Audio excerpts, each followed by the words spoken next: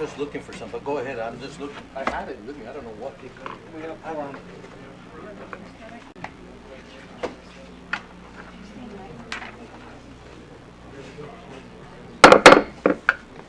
Good afternoon. Special session of Mayor City Council meeting, 3 p.m. Wednesday, December 4th. City Council Complex. I call this meeting to order. Please rise for the Pledge of Allegiance. Madam Clerk. I pledge allegiance to the flag of the United States of America and to the republic for which it stands, one nation, under God, indivisible, with liberty and justice for all. Thank you very much.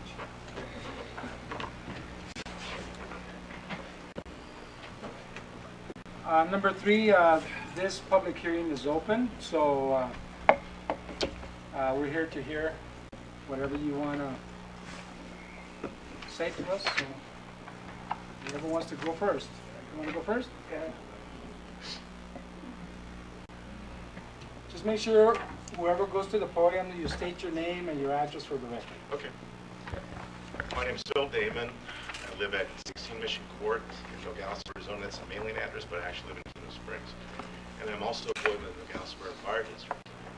And I like to ask the City Council and the Mayor what's going to happen to the firemen that are working at the fire district. And I've already spoken with some city employees, in fact, that they're not going to be given any preference as far as future employment. So my question is, are they going to be thrown out in the street? They have families to support, and I would like to know if you're going to take that into consideration to see how you could possibly accommodate those people. Another thing, having been living in the district for over 40 years and now living in Kino Springs, that side of the district, what is the city proposing to do about the people in Kino Springs? We provide the water and the sewer already, but if you take away over half of the tax levy revenue, how is the Nogales Suburban Fire District going to provide services to the people living in that side of the district? You're going to leave the people of that side of the district in a predicament. And I think the city really needs to consider this. If you're going to annex that side, you should really consider annexing the whole thing. And waiting and thinking, well, we're thinking about doing that later. That could be a year, 2 years, 10 years, who knows? But in the meantime, what do the people living in Kino Springs do? There's probably about 100 families living in Kino Springs. So I really think that the city should seriously consider annexing that part of the district if you're going to go ahead with the west side. Also, take into consideration the airport. Is that having an airport in the municipality, would that provide an advantage to the city? There's an article about being dependent on a federal grant for law enforcement. Would that expand that grant? But I think that leaving the people, so to speak, on the lurch in Kino Springs, to me, it wouldn't be morally right. And so that's kind of like what I'd like to ask the mayor and the city council. Well, thank you very much for speaking on behalf of, especially in your area, the Kino Springs area and the Suburban Fire District. I did have a conversation with the chief of the Suburban Fire District, and he understands basically what we're doing. He basically told me he doesn't totally oppose of the annexation, but he also is on conscious that what would happen to their fire department and the personnel and everything, just like you mentioned. So at this point right now, since you have a tax base for your district, for the fire district, that would have to go through legal, and legal will probably be advising what could happen, or if they could be absorbed by the fire department, the Nogales Fire Department, or that type of issue. But that may be, Mr. Massey, could you explain to him basically what would happen?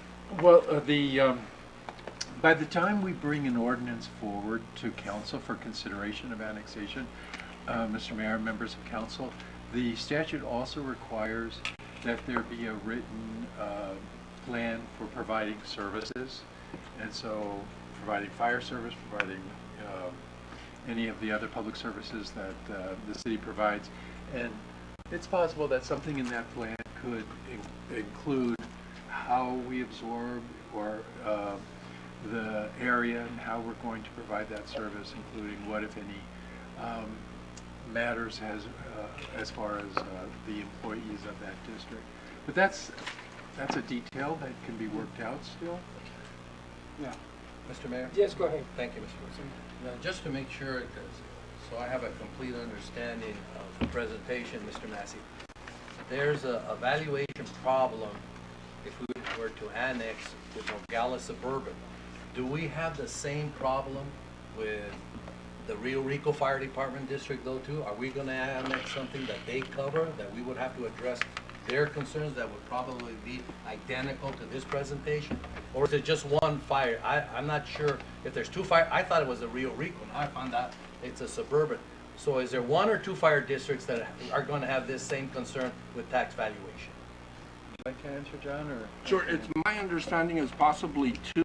I know we have people here from Rio Rico, I think the chief's here, and we can direct it right to the chief. I'm sure he knows his district, and I believe that Peña Blanca Estates is in your jurisdiction, chief? That's correct. And so that would be part of our proposed annexation, would also include a portion of Rio Rico. Correct. I hope that helps answer your On the question. west side of the freeway. So of the total amount of property that we want to annex on both equal sides of I-19, how much of that property is Suburban and Rio Rico's fire district? A great question, Mr. Mayor. I haven't analyzed the square miles or the square footage, but I do know that both fire districts are included in the annexation. And the mayor indicates that he has had a dialogue with Nogales Suburban. Has anybody had a dialogue with Rio Rico? No, I haven't. Nobody. Can I just reiterate Yes, go ahead. something? If you take over half the tax revenue away, we're not going to be able to operate and provide services. Okay, and like I said, I live in Keno Springs, and I'm thinking that, you know, it would be in of benefit to the people of Keno Springs that it would become part of the city if you're going to annex the west side of the fire district. And I understand the city needs to grow. The last annexation, I think, was Meadow Hills. And I don't know why Chula Vista wasn't annexed back then, and Pete Kitchen in those areas. I know they're less affluent areas, and maybe, I don't know if it would have been advantageous to the city, but as far as the people, it would have been a benefit to the people. Can I ask a question? You say you belong to the volunteer fire department? No, I work at Nogales Oh, Fire District. oh, you work? Okay. From what station do you respond for fires? It's both stations. The Both? station You respond from the Old one Tucson on Road Tucson and Highway? the station on the Patagonia Highway? Patagonia Highway. You respond from both of them? Yes. All right, but you only respond for fires, no ambulance? We don't have an ambulance, but there are EMTs who are employed that do provide services. But if you would annex just the west side, there would be nothing, well, there'd be very little left of the tax levy revenue on the east side. You're already providing water and sewer to the Keno Springs area, and I know that you make your money from sales tax, but I think just morally, I mean, what about these people? I mean, I'm not just speaking for myself who lives there, but all these other families that live there. And I'm thinking that something can be worked out. I don't know if you could look into the city of Tucson. How does that airport benefit the city of Tucson, having it inside the city limits? There's this flight school there at the airport. Is that a source of tax, sales tax revenue that's at the airport? Yeah.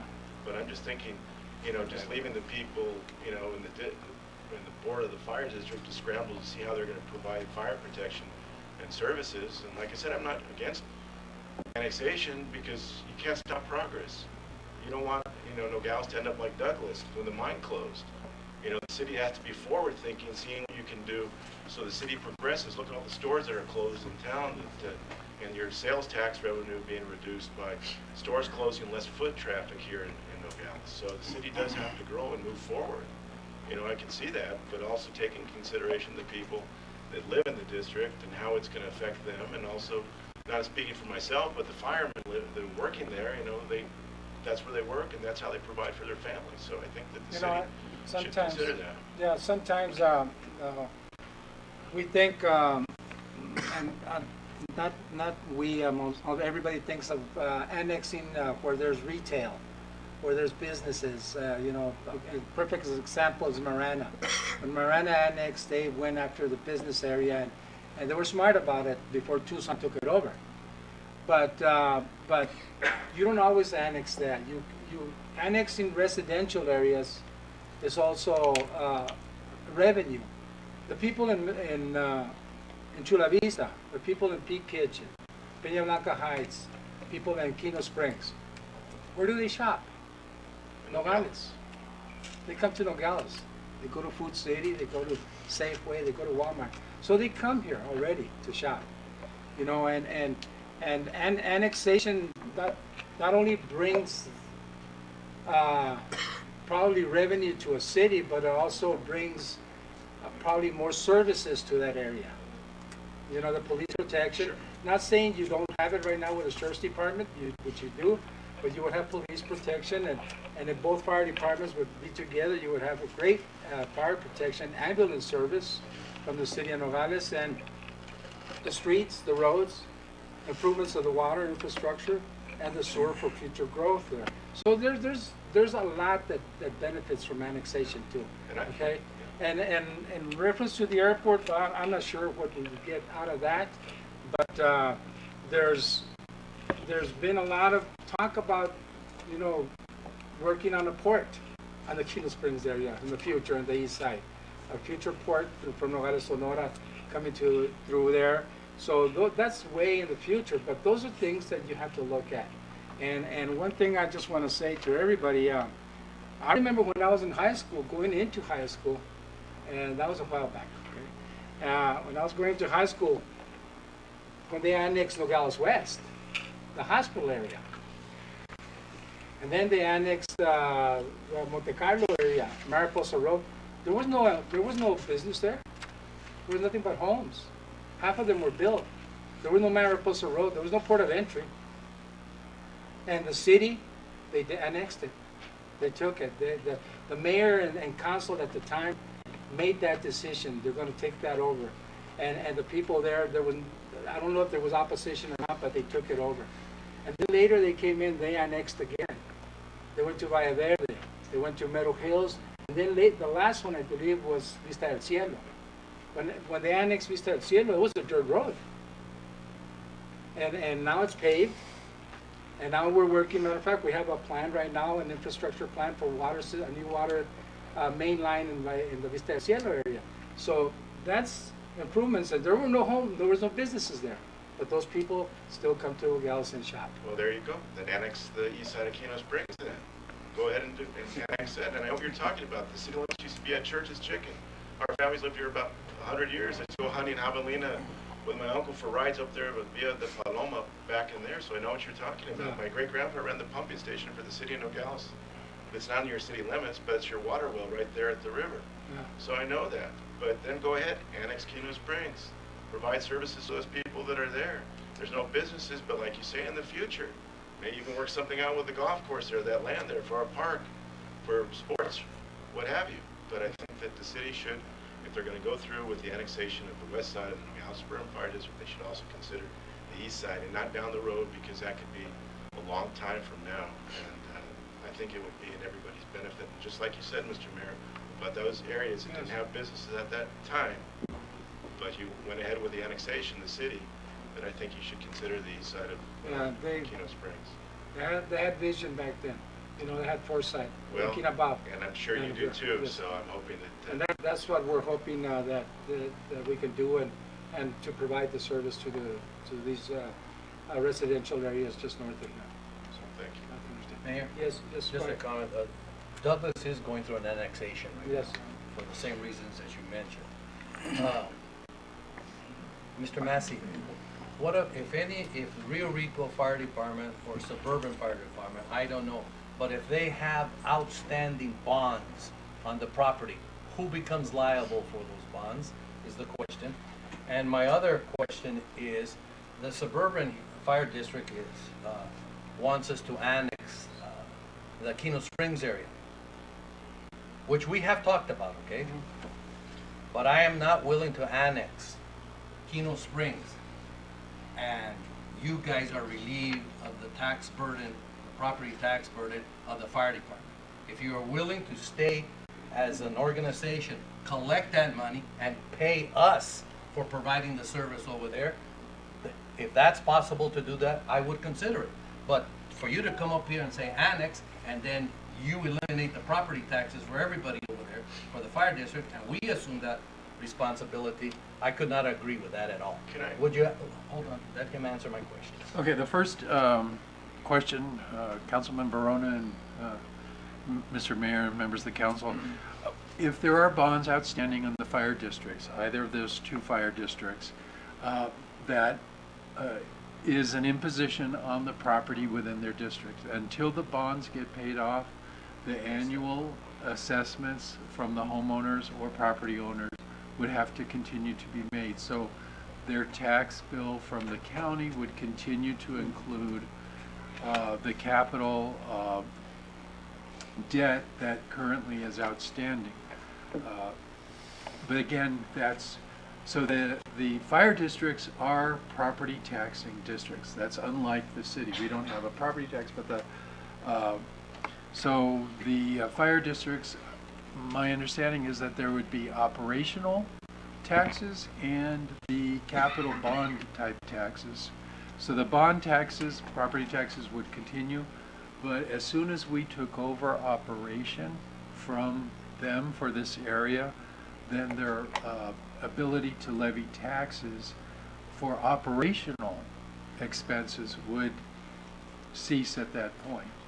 And so Mr. Damon makes a good point that their ability to impose taxes for their operational budget would very quickly sunset, but the idea is, but their operational budget would also be much reduced. The other question, Councilman Verona, regarding Keno Springs, I'm not sure that The Keno Springs is on their, they have a property tax to the residents Right. to provide the revenue for their Right. suburban fire district.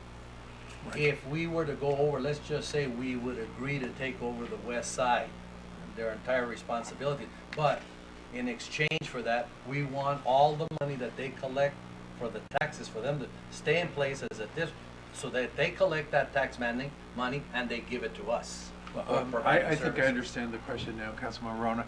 I haven't done the research on that, but my understanding is once we annex a fire district entirely, I mean, this is, I guess, what we're contemplating if we went further to the east to take all of the suburban area, then the suburban fire district would essentially be discontinued, and their ability to impose those taxes would also be discontinued once the bonds were paid. So any taxes related to a particular issue of the bond, that would continue to be paid.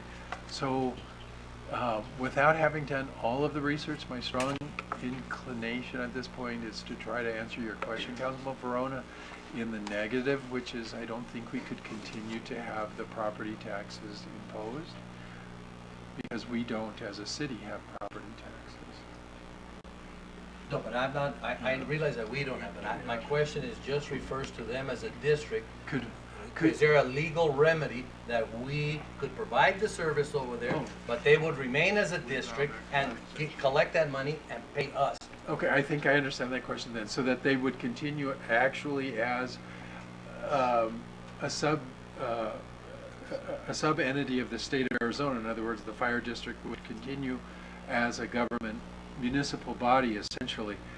And we provide the services. The form that we would do that would be through an intergovernment agreement. And so that would be something that they would continue then as a government entity, continue with their government authority to levy taxes. And then from that revenue, you know, maybe there is something there that then they pay the city for the value of the services that we would provide. But that would be in the form of an intergovernment agreement. We haven't even begun those discussions. Right. And again, that would be in the form of that the fire district would keep its status as a government entity. So we're really at that point thinking that that's not, that would be in the situation where Keno Springs is not part of the annexation, which it's not. The petition that's under consideration today doesn't include. I'm asking that because trying to, I can see and provide the empathy for his statements, but what I can see is relieving them of all that tax money and us assuming that financial responsibility. So I thought the town of Guadalupe used to hire the Maricopa County Sheriff's Office Right. to come in and handle their law enforcement and pay them. Right. Could they do the same thing for us? There's nothing that stops them from doing it right now. That would be in the form of an intergovernment agreement. But if we annex them, there would be a halt to that. If we annex them, my understanding is that they would essentially discontinue as a government entity. But you would need to do some more research. Well, because the statute says that it's up for city council. City council has discretion to determine when the city is ready to start providing services. And the statute says you have to, it's July 1 of any given year is when the city could start providing services. So up until July 1 of a given year, I think even after annexation, they could continue in some form if we're not ready yet, because our plan that will have to be adopted by city council would say we're going to begin providing services, say July 1 following annexation, or even 2 years following annexation. I think there's that amount of discretion vested in council to decide, when to start providing services. Mayor, thank you. You're welcome. I believe the short answer is, though, within a municipality, you typically can't have a fire district. The municipality provides the fire services. When that's implemented after annexation, or can it be implemented prior to annexation in form of an IGA with a fire district, it seems like that's doable. Something for us to consider. Absolutely. Mr. Dan? Okay, can I respond to Dr.? Yes, go ahead. Okay, well, let's say if you received a certain quantity of tax levy revenue that was left after the annexation of the west side, would it be determined on that amount where the city would agree to an IGA or not? And would the city have the ability to transport patients from that part of the district because of would be a conflict with the CON, the certificate of necessity? Would they be able to do that? That I know of, I think we do have an IGA with Suburban, Well, don't we? We have a, You have an intergovernmental agreement. To assist them. But what you're Mutual aid talking agreement. about, Mutual aid mutual aid, agreement, that's- right now. what you're talking about is all something that we could be able to sit down and talk about and negotiate Okay. on how we could provide service if there's nobody else to provide service out in the Keno Springs area, how we could accomplish providing the service. Okay. It's something we can talk about. You mentioned taxes. How about the sales tax from Amazon? My address is Nogales, Arizona. Yeah. Does the city of Nogales receive sales tax from sales from internet retailers? Yes. Does that money, even though we're not living in the city limits, does the city limits collect that money? Do you know that? Go ahead. I know that there's sales tax associated with your Amazon purchase. Unfortunately, I don't think Jeanette's here, or I don't know if anybody else can answer it. I don't know how the point of sales, origin of sale is determined. I don't know if the delivery address or where the device is that you use at the time. I'm sorry, I don't have the answer to that question, but I do know that sales tax is collected. No, I'll just close with, I don't think this annexation is about relieving people of their tax burden. No. But I would hope that the city would be equitable when they're thinking about, the annexation, because it is, as a person, as a resident of the district, and, that's my concern. Fire chief asked me to attend this meeting, but as a citizen who lives there, and, it's going to affect just not myself, the approximately 100 families that live there. Thank you very much. Your points are well taken. Thank you for giving me all this. Thank you very much. Appreciate it. Mayor, a point of order, please. Yes. Could you please, I noticed that State Representative Gabaldon is in the audience, if you could recognize her. She's Okay. done so much to help the city of Nogales with state legislation. I'm sorry about that. Well, since she came in and introduced herself to me, I guess. I'm sorry about Representative. Could you please stand so everybody can see, please? State Representative Gabaldon from our district here. Thank you very much.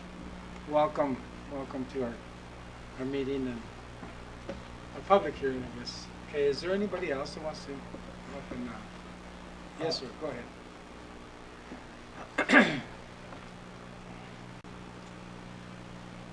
Please state your name and your address. Howard Myers, 5745 West Sunset, Tucson, Arizona. My parents were born and raised in Nogales, the city of Nogales. They graduated from high school. They moved away, but they had a bunch of kids, and they kept bringing us back here to enjoy many summers with my grandparents. Lino and Esperanza Carrasco were Mexican citizens, but they had all of their children on the Arizona side. Richard and Ruth Myers owned Hank's Garage, which closed down many, many years ago. But both grandparents were property owners and business owners. And as I said before, as being one of the many grandchildren that my grandparents had, we would visit every summer and sometimes even over Christmas. Wonderful city of Nogales, Arizona, and we'd cross the line. You'd walk across the line. There was no razor wire in the 60s that I recall. And cross the line and enjoy wonderful, wonderful lunches and celebrations and on both sides. I'm here today to speak in support of the annexation. I believe it to be a wonderful opportunity for the residents and property owners of the proposed annex area to join with the wonderful people that I remember in the city of Tucson. That's all I'm here. Nogales. I'm sorry, I'm from the city of Nogales, Arizona. Forgive me. Thank you. Thank you very much. Is there anybody else? You, go ahead. Mr. Wilson. Do you want to do it from there? You want to? Yes, yes, go ahead. Just sit down. Sit. You can sit right there, sir. My name is Charles P. Wilson, and I live at 623 Sierra Avenue, Nogales. My main concern is, and I was a substitute teacher for years, my parents had the Mariposa branch for a while. My main concern, if it were me, and I'm not the mayor of the city council, but if it were me, I would do this step. Like you take in the, I think it's what, Cuba Blanca Estates or Cuba Blanca Highlands or whatever. And you take that and you just, I'm assuming that all those houses out there have septic. And, They have sewer. huh? They have sewer. I'm just kind of, and then you've got, the kitchen area, and then you've got that, whatever, that frontage road that goes all the way out to the pilot, and all that would have to be, repaired, maintained, and so on. And it would be great to have the revenue from the pilot, because they sell a lot of diesel fuel there, this is obvious, in the city that gets the revenue. But it would, look at this, I'll be quiet in another minute, but I think it's a lot for the city to take on at this point. And maybe to do it staggered, like, when you're taking, I believe it's the P.D. Blanca Estates, and the next year you take in the two kitchens, and then the year after that, then you take the area, because, some people would be on septic tanks and they have to transfer to sewers, and so, and then, the county code, since those areas I trust are in the county, would have to be taken into the city, so there'll be minor differences between the county code and the city code, so that's a lot for the city to take on with the way the economy is at present. And, I hope that the city of Nogales would consider doing a staggered plan with the ultimate goal to do this entire area. And do it over maybe a 3 or 4 year period, to help the city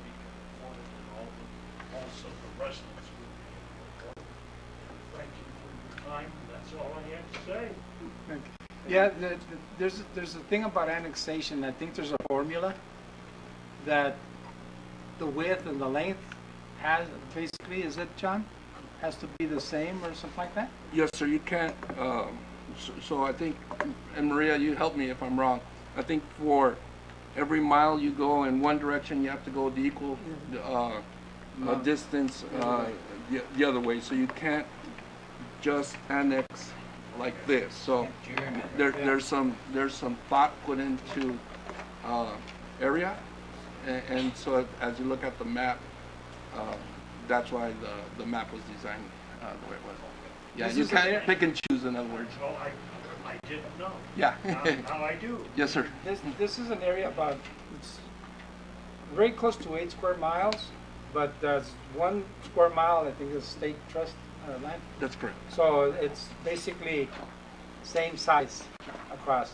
You know, you just go, you know, like if you were in an area where you had a bunch of retail, you just can't go through the retail area and just get the sales tax. In other words, You know. can't cherry pick. Yes. Correct. You have to go through the whole thing. Thank you very much. Thank you, sir. Is there anybody else? Yes.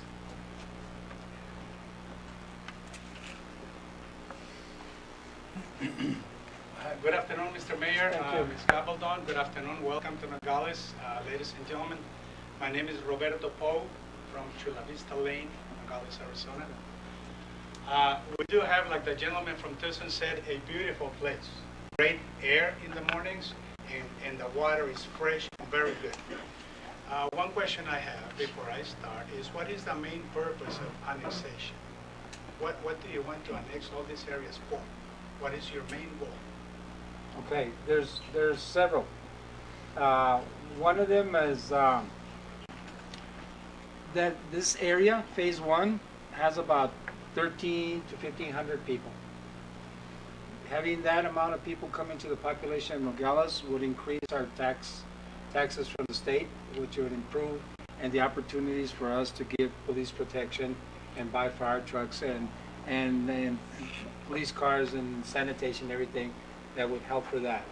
The other area is that in Nogales, Monte Carlo's full, Vista del Cielo is full, Nogales West is full, Meadow Hills is full, Valle Verde is full. There is no area for residential building or homes in Nogales, except sporadic areas in Nogales. In the area just north of Peña Blanca Heights, where the school's at Bracker and all those, that area, there's a subdivision, the proposed subdivision, there are close to 3,000 homes in the future, which in my previous administration, in the beginning of my previous administration, we helped them acquire the capacity for SOAR, for the future SOAR. So those are the things that we need to think about and grow with. This is the corridor also, the business corridor and opportunities for future businesses, warehouses. As you've seen, some beautiful warehouses have been built out there, and that's how a city grows. So you have to look at that. In the Keno Springs area, like Mr. Damon has said, it's beautiful out there for residential areas. And I've talked to the actual 3 biggest property owners over there, the golf course and the area in the Buena Vista. Great location to build homes and future subdivisions also. So we have to look for that so we can get people to come to Nogales before we get landlocked. If you get landlocked, se acabó todo. I agree, and thank you for that answer, because this is, hopefully you get the idea of what I'm saying. I left town for 40 years because of my employment. I went and lived somewhere else and came back, and when I left, the city limits was like right where Vesuvius used to be, somewhere around south of Valle Verde. I come back 40 years later, and the city limits are right at the beginning of Grand Avenue, but there is no change.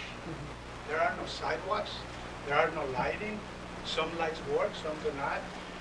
So if I were to agree with annexation, what do I expect the city to really commit to provide those services to Chula Vista. If Villahermosa neighborhood looks just the same as Chula Vista right now, and Villahermosa is in the city.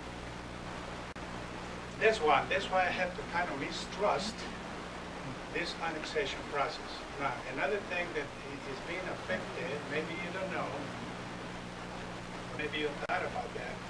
If you annex from Vista del Cielo north, east of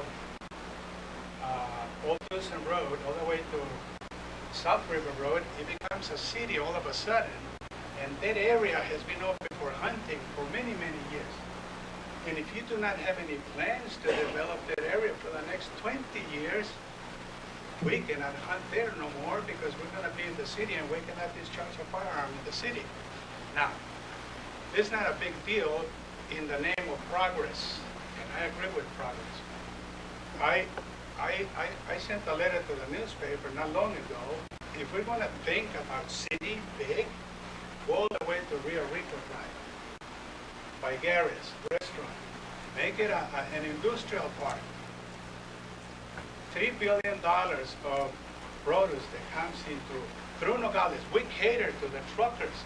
We cater to all these people. Why can't we get Nogales a little chunk of that? A little bit. So if you annex all the way there, then you will have money to put sidewalks, lights, better roads. Valle Verde is the city, right? One of the streets was just paved 2 months ago with no sidewalks, no telephone poles. So what can we expect in Pit Kitchen, Firestone, Chula Vista? I believe right now for the 1,500 people that you're going to get to pay city taxes, you're going to have to spend more money on trash collection, on police protection. So right now, besides, if you need money right now, but yet you're giving $178,000 to city employees as a bonus. I give Christmas to my people when I have money. If I don't, I don't give them any money. So not that I'm against the bonus, but we're giving money away here, but we want to go farther out to get money from Chula Vista and those other areas to spend it here in the city. We cannot even catch up to where we put the city limits the last time. On the city taxes, we don't get any taxes from the people, with 1,500 people. There's no taxes we get. If you annex, you will. No, we don't get any taxes. The county gets them. We don't have a property tax. All your property taxes for where you live go to the county. They don't go to, we don't get a penny. That includes for trash collection Nada, and such? nada. Our Okay, trash I'm collection, sorry, I was wrong on that one. our there. trash collection, sir, is an enterprise fund. It's run by the customers that we have, But you do pay. You will Oh, pay. yes. okay? Right now, we got it all really neat. Look, Chula Vista, we can survive. We do our own grass cutting. In county, yes, they do come around and they do very nice cleaning. Actually, they got some great crews right now cleaning the roads and the streets and everything. So I'm thinking, should I commit to this annexation if all I want to get is more restrictions? I'm going to have to pay for my trash and I will not be able to hunt from those hills. And right now, I'm peaceful. Well, If those we're hills are not part of the annexation. Pardon me? Those hills are not part of the It only annexation. says except the state trust land. Yeah, it's alongside the railroad track. It's not the hills. It doesn't go towards Gold Hill. But how about it, like the gentleman was saying, if you annex all the way to Kino Springs, No, I'm no, not no, sure. this has nothing to do But with it that. goes 2 miles out that way. No, it goes from the railroad tracks to the Coronado National Forest on the west side. On the west side only, so it doesn't go up Doesn't on go the with it. hills. No, it doesn't. So, and you're not going to move the city limit sign on the Patagonia Highway down below? No, we're not, Because then it that's puts not it in even the part middle. of this proposal. This is just this one area. It's right here. Okay, and I did see the map, Uh-huh. except, yeah, it is marked as an attempted annexation area with the exception of the state trust. Yeah, but it's right alongside the railroad tracks. It's basically a small area. So those hills are No, going to be left have alone? nothing to do with the annexation. Okay. Well, thank you for listening to me. Thank you very much. I hope it goes well because I want progress. I love Nogales, but I would like to see a plan where it says, this is, when I get this money, this is what I want to do with it, and I want to do it within 3 years. Not just, I'm going to get the money and we're going to give out another funds. But I'll give you a little history about paving. In the past 9 months, we have paved more roads than the size of Chula Vista in Nogales, all right? Brand new roads with sewer lines, water, and new services and everything. And they're doing 2 of them right now. McNabb is in the process of being finished. Nogalitos is being finished. Those are 2 jobs that are continuation from the previous administration that we continue with that. And we have a plan right now that, matter of fact, engineering is here, that we submitted to the State Department because Grand Avenue belongs to the state, does not belong to the city of Nogales, okay? Even though the Grand city limit signs there? Grand Avenue, Arroyo Boulevard, and Tucson Highway does not belong to the city of Nogales. The lights belong to them, the road belongs to them, everything belongs to them from curb to curb. So we got a permit from them, we submitted for a permit, and we're gonna start the beginning of the year to do sidewalks from the entrance of Meadow Hills coming south to meet to the ones that have it in Walmart. So you'll be seeing those sidewalks within the next years. So this is what we've been doing in this previous 9 months. 9 meses nomás in my administration. So, like I can show you and I can have staff bring it out to you. I trust your word, Yeah. yes, absolutely. We have paved more roads in 9 months than the size of Chula Vista. So we can do it. And trust me, we have great departments in public works, great police officers, great firefighters. We can do the work. But this is one thing I want to mention to everybody. There's been rumors out there that saying that they're going to raise your taxes. Nobody's going to raise your taxes. We don't have property taxes, people. I'm sorry. You pay taxes to the county. Al condado se los pagan. A la ciudad no le pagan ni un penny. Right? Cuando vienen a las tiendas, when you come to the stores in Nogales, and you shop at Walmart, at Safeway, Food City, then we receive sales tax. But you all live in the county, but you all shop in Nogales. So you are part of the city in one way or another, except you're not within the city limits. But we don't get property taxes. Please understand that. Whoever's putting that rumor out there that you pay our taxes for the streets and everything like that, and the county, no. The county takes care of everything that has to do with county. You pay them for everything. You pay them for flood control. You pay them for everything. From the property taxes, they suck on the city. All right? But the city doesn't get anything. I'm sorry. And let me please make one last remark. I've been back here for 3 years. Get the impression that it is great that you're building a gymnasium for the city employees. We're not. And I know their money is coming out, oh, okay. And I know their money was coming out of their funds anyway. But you made it look like it's the city and the residents are a different type of people because we like to walk and we'll walk on uneven side roads, on the sides of the roads. We go to the high schools and we'll walk and exercise. Why can't you all do it? Just the same way we do it, or else build a big gym for everybody.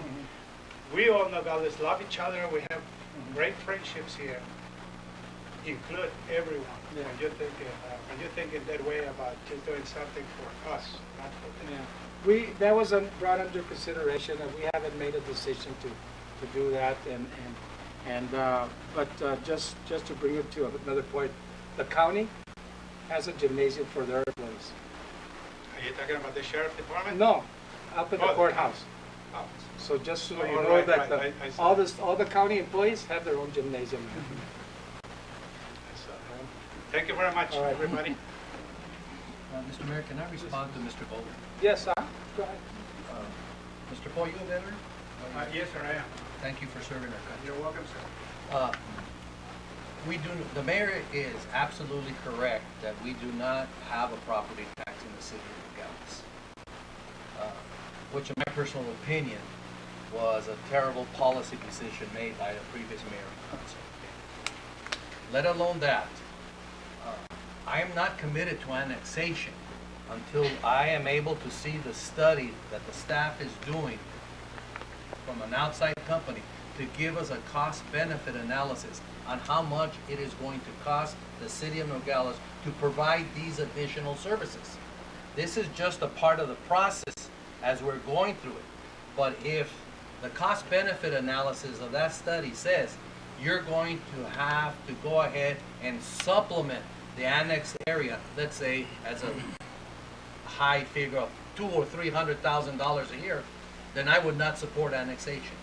This is just a process that we're going through right now. Just like the gymnasia, no decision has been made. A decision has been made that we want to study the issue. That's all. So I, as one person on this council, I'm not committed to annexation until I have all the data in front of me and I've analyzed the data, because I got to make sure that our employees who are here, our residents who are here, are first taken care of before I go out there and take the responsibilities that Santa Cruz County has.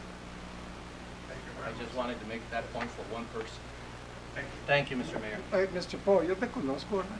Sí, señor. Sí. Ven para acá, déjame aquí la mano. He tenido mucho tiempo, mira. Mucho 40 gusto. años. 40 años, Sí, ¿no?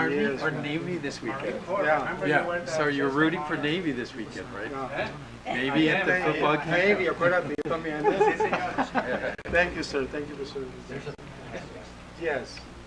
Yes, sir.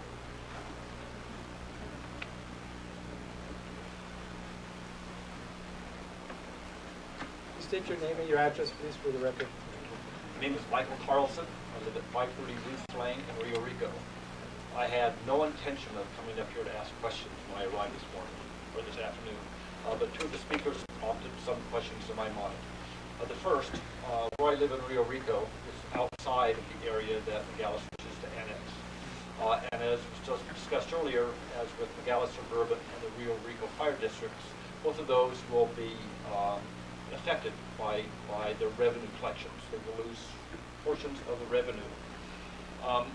As a former banker, I am concerned that living outside of the annexed area in Rio Rico, that the revenue lost by our fire district may negatively impact their capability in having a minimum of scale to support and provide the fire district and the unannexed area appropriate services, which will impact me from the ISO rating, my homeowner's insurance, as well as the safety and soundness of the services that the Rio Rico Fire District provides. The same is probably true, as we discussed earlier, with Nogales Suburban. So I really, I appreciate your comments, really implore you to give thought and consideration to the areas that will be affected outside of the annexation, but are affected by reduced services or reduced income to those services that we as residents rely on. The other question, and this is something that I don't quite understand, is you articulated very well that property taxes are not part of the revenue stream into Nogales. The question I would have for those people within the annexed areas is, I don't understand where the additional revenue to the city comes, since we already shop and pay sales taxes in Nogales, where the additional revenue will come to provide those critical services.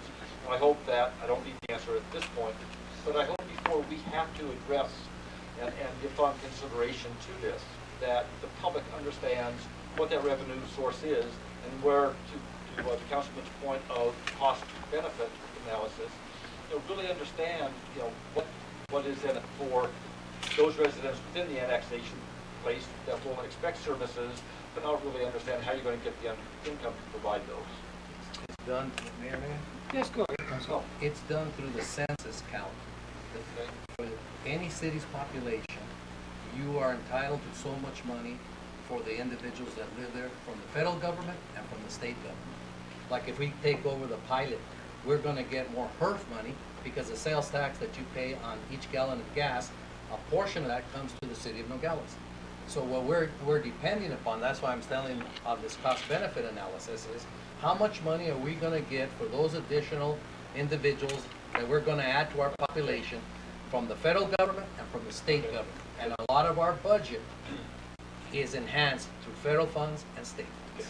That's very helpful to understand, particularly as I, being a little bit naive, look at the population density within Nogales is dramatically different than the population densities that you're going to get outside of Nogales and their annexed areas. The annexed areas appear to be, in many cases, much more rural, where your population density is smaller, which would affect that cost analysis. Okay. Those are all And questions. one more thing, we have enterprise funds, which is sewer, water, and trash collection. Those pay for themselves, basically. With the customers, that's how we run the enterprise fund. It doesn't come out from somewhere else, it comes from being a customer, so that's how you pay. Well, I appreciate there's other revenue sources, and like I said, I would like to understand them more, and I can take the committee's time to do that. But then again, that gets to another point as far as trash providers currently in Rio Rico, that would lose a portion of their revenue stream. And will they stay in business and be able to provide the services? So it's sort of that domino effect of those of us that are not included in the annexation, and the services that the economies of scale would potentially go away, and those services that we get and our providers would be either reduced, that would create a monopolistic environment, or we would lose them altogether. And one more thing, sir, with the fire department, I understand the section about with the Rio Rico Fire Department, which is on the west side of the interstate. It's Rio actually on Rico. both sides, both the east and west side. No, on the annexation area. Oh, okay. Yeah, the annexation area. Rio Rico transports every patient to Tucson.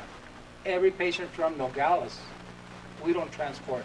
So they get revenue from transporting patients to Tucson, to all the hospitals where they want to be transported to from the hospital. Absolutely, as long as that environment and that so they do agreement have a continues revenue and it stream. doesn't change. They have a revenue stream from the city of Nogales as it is already, transporting all of our patients. As long as that environment does not change where the Rio Rico Fire District would not have that, I don't want to say exclusive, but Yes. that right to do that. If that changed, then it... No, that would continue because they do have, I guess, a certificate. Is that what it calls, Chief? Certificate of necessity. So they have that. Okay, so Nogales would not infringe upon that No, certificate of no, necessity? not Okay, at all, very sir. good. Okay. I don't. Go ahead, Councilman. Yeah, and also, you know, you're talking about your property taxes, which again goes to the county. But you also have your school taxes, which you just voted in for $22.5 million. So when you see a jump, it has nothing to do with Nogales. I'm not suggesting it does. Yeah, but that's what concerned I'm about saying the is tax. everybody's gonna see a jump in their property Right. taxes because the county also collects these school taxes. Okay? Right. So when you get your bill, you'll see a jump in it. But again, I just want everybody to understand that it has absolutely nothing to do with Nogales. Right, that was not a concern of mine with respect Well, to it's a that. concern because you said, would your taxes go up? No, I did not say that. Okay. I did not ask anything about my taxes. I was more concerned about the services provided from the fire district Mhm. and potential other service providers that would be displaced Yes. by Nogales in the annexation. I did not ask anything about taxes. Okay, but But- just so but you have everybody a good- knows, yeah, just so yeah. everybody knows. Yeah, that- I think the mayor was that- very yeah. articulate with that. Okay, That was very perfect. well done. Thank you very Okay, much, thank sir. you very much. Thank you. Mayor? Yes, sir. May I, based on this gentleman's point of how we get our revenues, Yes. I just want to, on all of our behalf, to tell you, that's why it's so important in a couple of months, Census 2020, that everybody signs up and records for Census 2020. All cities and counties are pushing for that. The state of Arizona is pushing, because if we need an accurate count of the residents of Nogales, because that's how we get our money from the federal government and from the state government, is on the size, the population of our city. So please make sure you participate in Census 2020 in April. Starts April the 1st. Thank you, Mayor. Go ahead. My name is George Mendez. My address is 421 Calle Pegaso, Rio Rico. I just have a question. If memory serves me correct here, the city tried to, or attempted, or was thinking about annexing a greater portion of Rio Rico here a few years ago. Is that correct? It was the industrial park up to the wastewater treatment plant, not the housing, not the residential area. Okay, that didn't go through, correct? No, it did go through. They just didn't follow through with the following administration after I left, abandoned the whole project. It did pass. It It did pass, but it but wasn't. they didn't go after the petitions. Okay. Yes, sir. Go ahead, Councilman.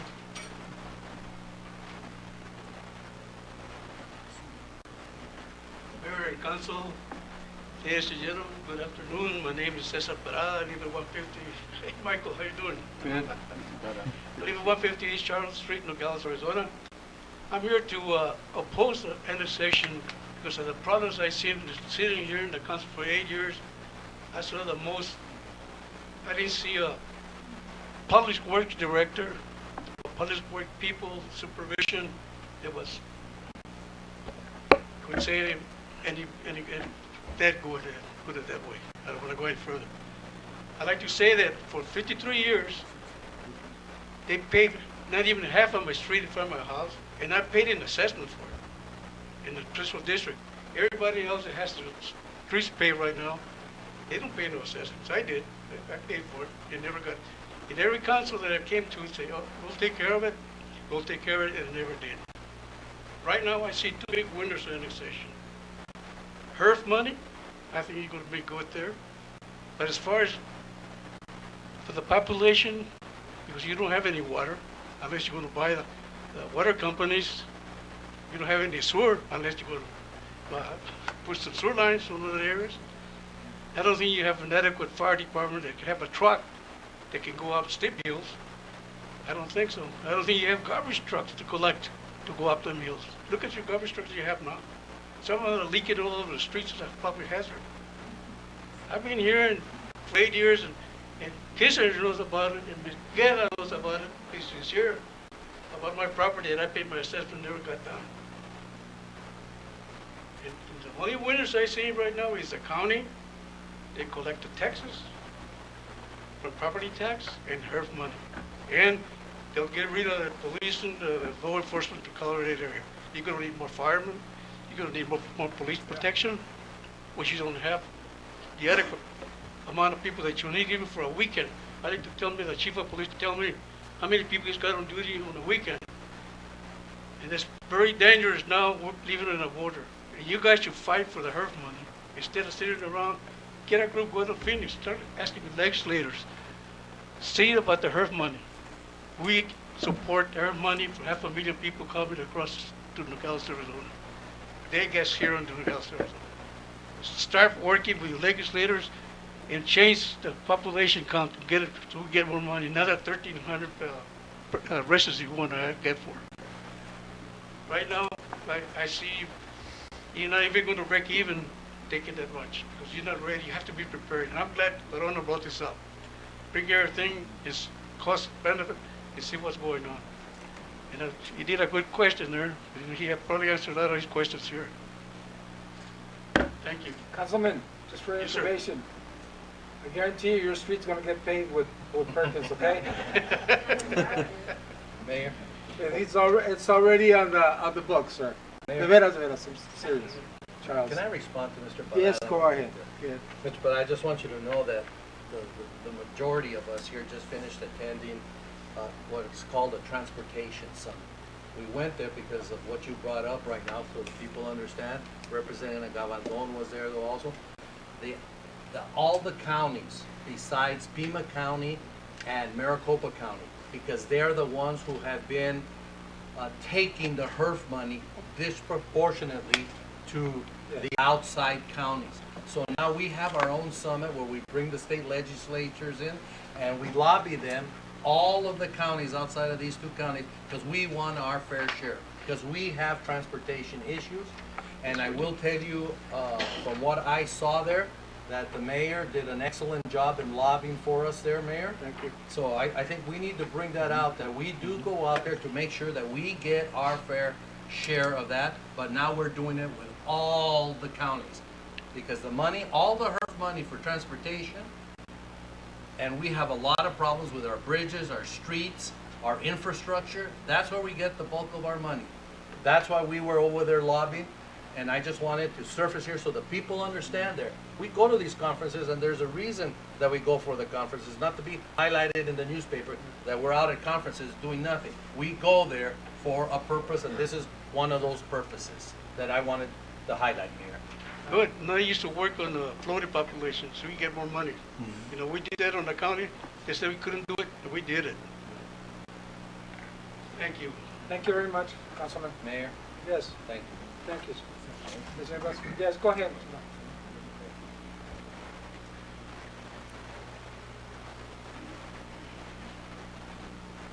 Good afternoon, Mayor and Council. My name is Dan Bell, and I'm a third-generation rancher. My grandfather came in the area in the 1930s, and we've been operating on that ranch for over 8 years, and it's in the annexation area. I am part, there are shareholders within the ZZ Cattle Corporation is what it's called. There are shareholders. It is my mother, my aunt and my uncle, my sister. I have 3 cousins and myself. And the only reason I bring that up is that we have not come to a position. I have to consult with all these other people before I come to a position on annexation or not. But I do have some questions with regard to the annexation. And I was hopeful, and I thought the paper led me to believe that there was going to be a presentation on your behalf to the public on what the plans were, not just what we got in the mail. And so that being said, the acreage of the proposed annexation is 4,032 acres. Our land that will be encompassed in that is 1,377 acres, so we make up 31% of the entire annexation. Although you did leave one of our 386 acres out, which is section 15, which is just north of or just west of 14. I'm kind of wondering why that was left out if you were going to take everything else and put it in the city. My second question is, why does the city want to have a working cattle ranch within the city limits? And then, will the ranch be subject to any taxation of property? And that was already answered. But will there be any taxation on equipment that we own as well? Okay, so that's answered too. At Pilot, is there going to be an additional tax at Pilot on fuel and services? Because we have a commercial account at Pilot, and fuel is our biggest expense on this ranch. So that would be a concern for us. And so if we could get those questions answered, that would be very helpful on my part to go back to our shareholders. Now this is an important one for me. Will open range still be retained under the city annexation? And I ask this because the old Ruby Road is going to become will most likely become a city road, and it's not fenced. I can answer that. Our city is open range, Mr. Bell. We still have cattle on Perkins, and we have cattle by but we have cattle. Some of them are yours. We have cattle by downtown, and all we do is call the rancher to come pick up their cows. And Mr. Mayor, we have state-owned highways within our city today. That's not a state-owned highway. That used to be. Oh, the old Ruby Road? Yeah. Oh. Yeah. The county took it over when the state relinquished. Okay, I thought you were talking about the regular Yeah. Ruby Road. Yeah. And I don't want you to fix old Ruby Road. I'm not here to ask you to fix it, because the more potholes, the less people are going to travel on it. Well, you know, they used to say that when the city annexed Vista del Cielo, the people in Vista del Cielo said, leave it as a dirt road so we won't have people going through there. And then after their cars started going through that washboard, then they said, yeah, we need it paved now. So. And the reason that the open range is a great concern is liability purposes. Who's going to be liable if someone's coming down a city street and hit a cow? You Because know, the area's not fenced. I want to say the driver. So, Mayor, I want to assume it's the same thing that's occurring now within the city limits. Yeah. Okay. Yes. Well, I know there was an issue a while back, and there were talks about not allowing cattle in the city. This was probably about 9 years ago, because there was a big problem on right here at the overpass, the cattle right there. Let's see. The other thing is how will a zoning that we currently have within the county, I'm assuming that's going to stay the same. There's no plans on rezoning anything that we know. So the hard zoning that we have with the county is going to be expected to transfer to a compatible zoning within the city. Okay. And then what will become of the water rights and exempt wells that we use within the area that's being annexed? I think those are theirs, huh? Yes, I don't think There's that would nothing, change. nothing changes. Because that's what piqued my interest when you took in section 23, section 14. There just happens to be 2 big water rights on each one of those sections. Now, it led me to curiously wonder why those were taken into account No. to the west there. I don't think there was any interest in reference to water or anything like that, but can I go back to pilot? Mhm. All right, Yeah. with the gas itself, there's nothing that a city can do with taxation. That comes from the state, Okay. all right?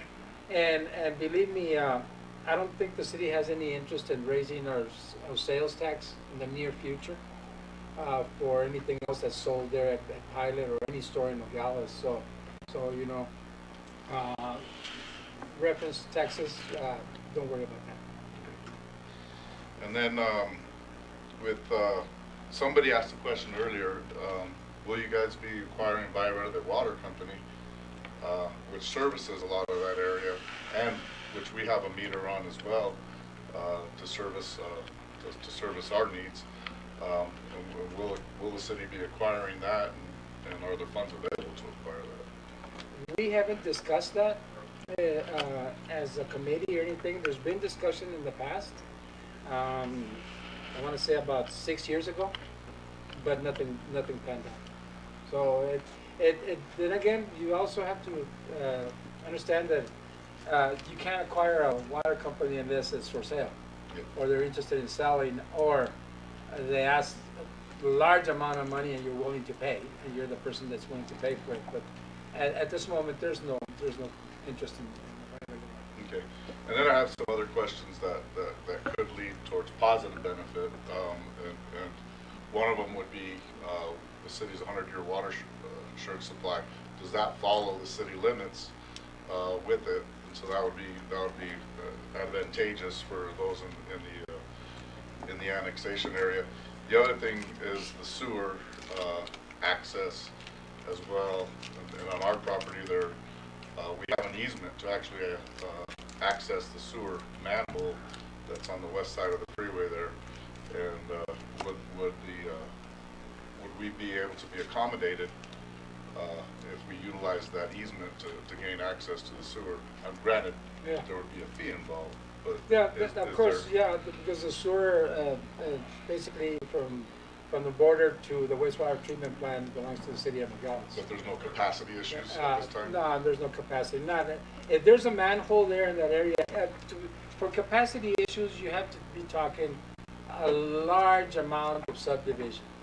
But like I explained earlier, the subdivision that was planned in, I want to say about 2011, 2012, when I first started my first administration, just north of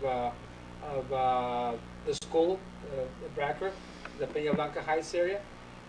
That capacity has been acquired by them. We actually went through the process and gave them the capacity that they needed so that they could build there. So that the capacity for that area on the west side of the freeway is already there. So if they decided to develop the 1,000, 2,000 homes, they have the capacity to do that. And we have the capacity. I can help answer that, Yeah. Mr. Mayor.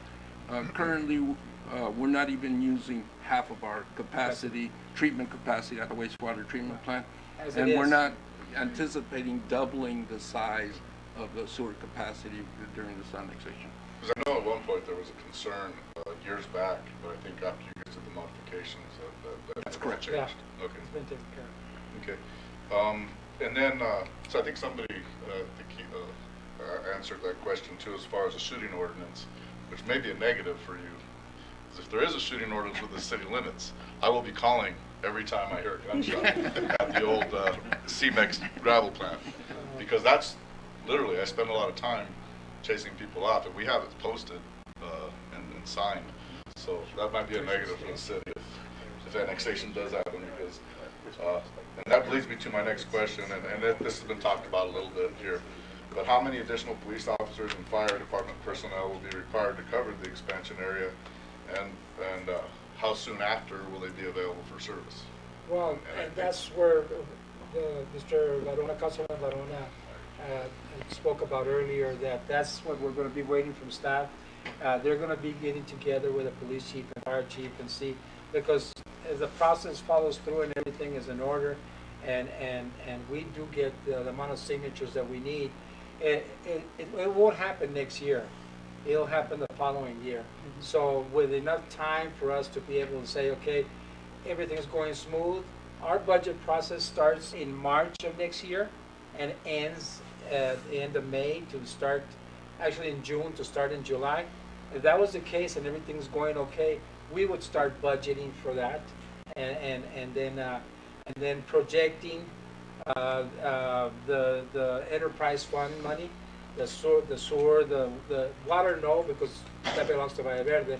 The sewer and the collection, refuge collection, sanitation, we would start projecting those monies and to see how everything would work. But it's kind of hard to actually tell you right now unless we start looking at that. But I've heard of 5 extra police officers and maybe 4 or 5 extra firefighters and some equipment, of course.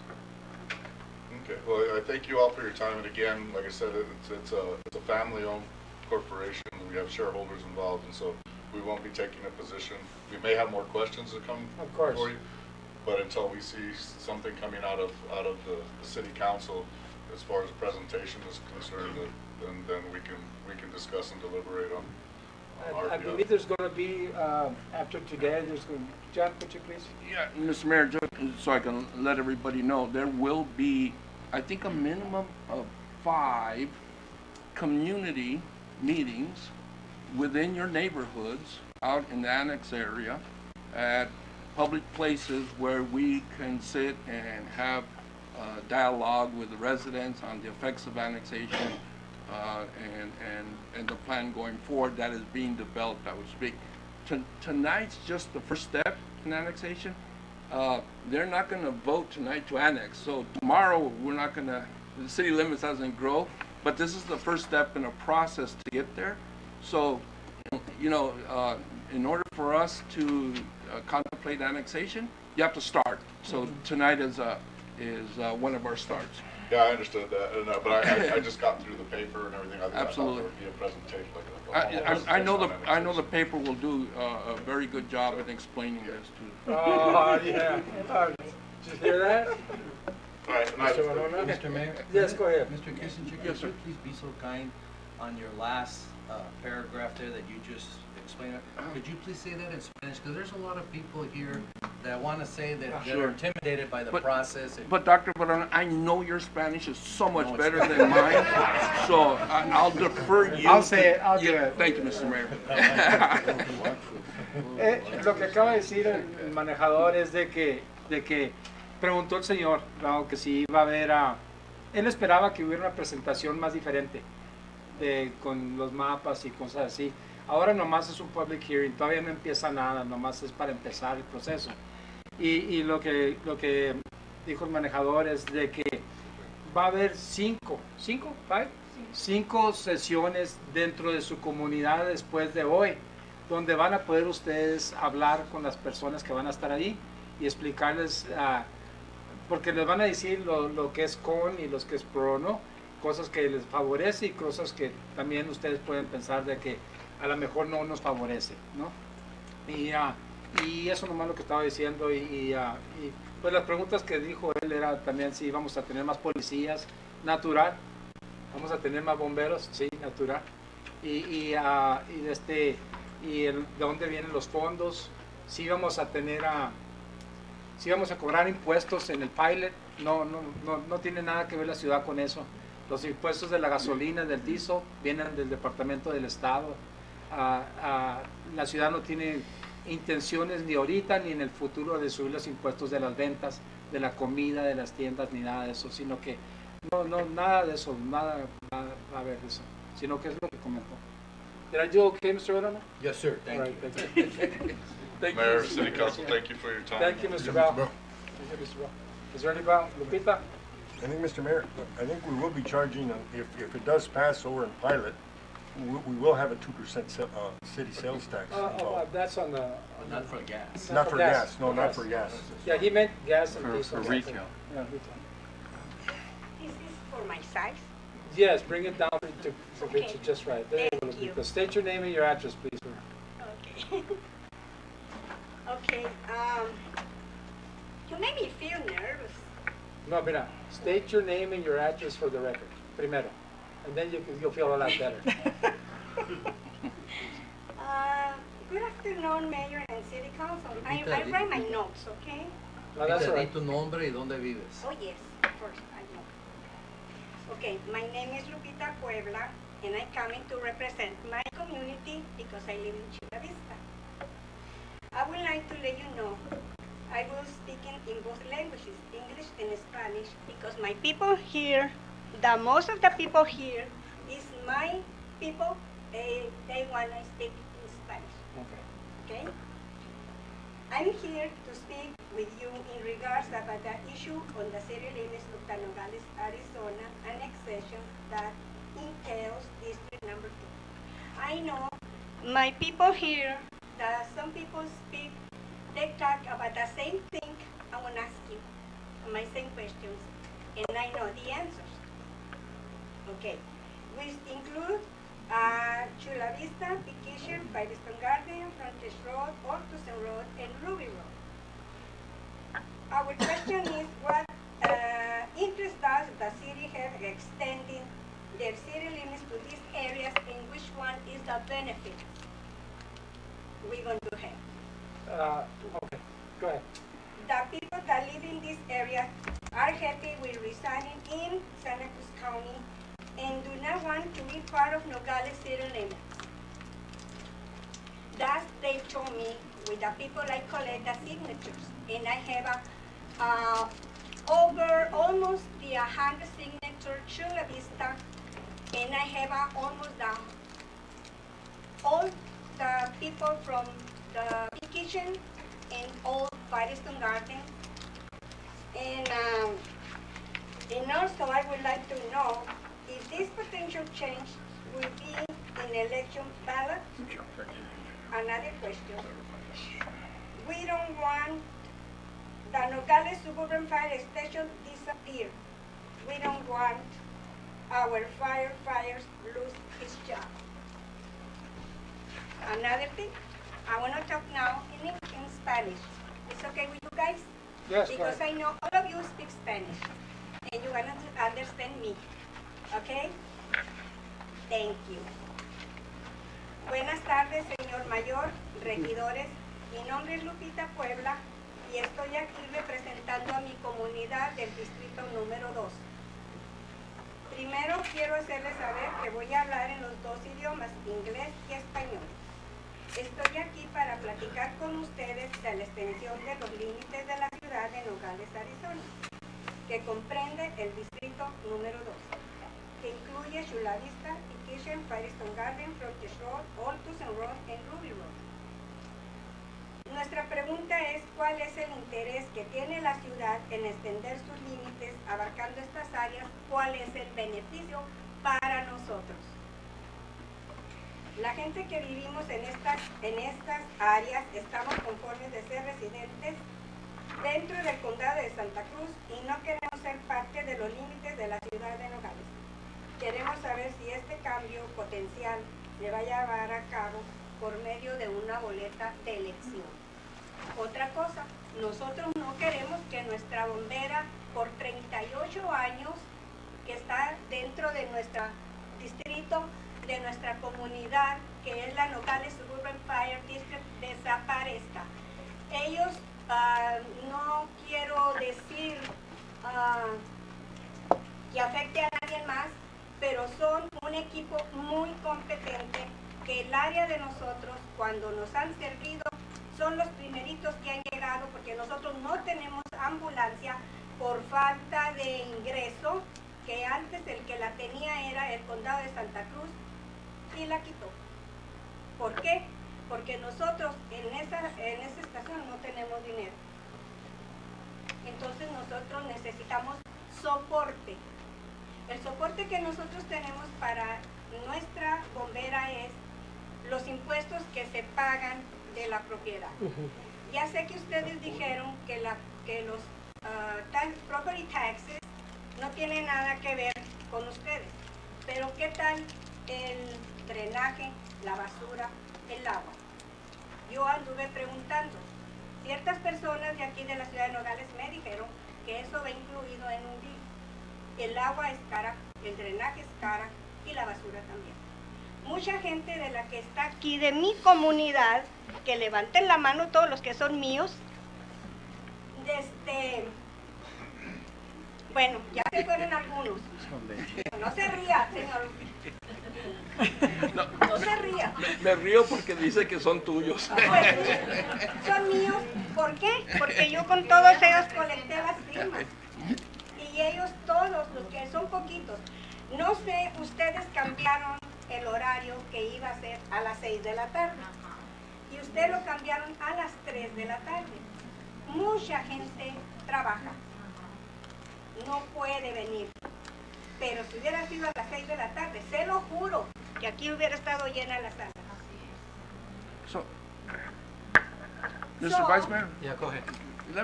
let me help you. Okay. Okay. First of all, the city is already providing you with a sewer service in the area of annexation. There is no other sewer company in that area.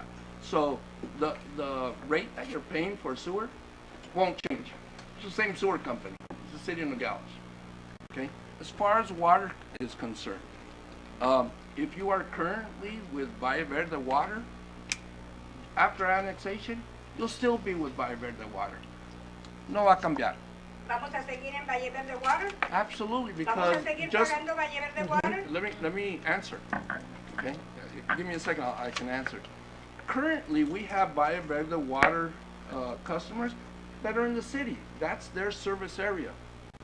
They're going to provide that service. Now, the question is the city contemplating purchasing Valle Verde Water? That's a failed water company. That's being managed by Southwest Utilities because the water company itself wasn't able to do it. Are we considered buying it?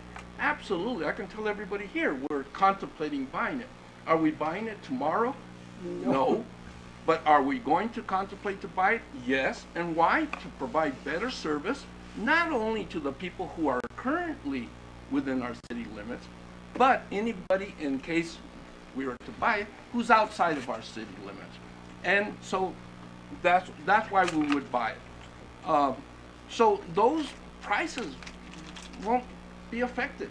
Whatever you're paying for Valle Verde Water, it wouldn't change. So annexation, if somebody's going around and telling you, be careful with annexation because your water bill's gonna go up, that's not a true statement. If somebody's going around and telling you, be careful because your sewer bill's going to go up, that is not a true statement. It's gonna be the same. You're paying it already. If you're connected to the sewer right now, which I know a lot of people are, you're gonna pay the same.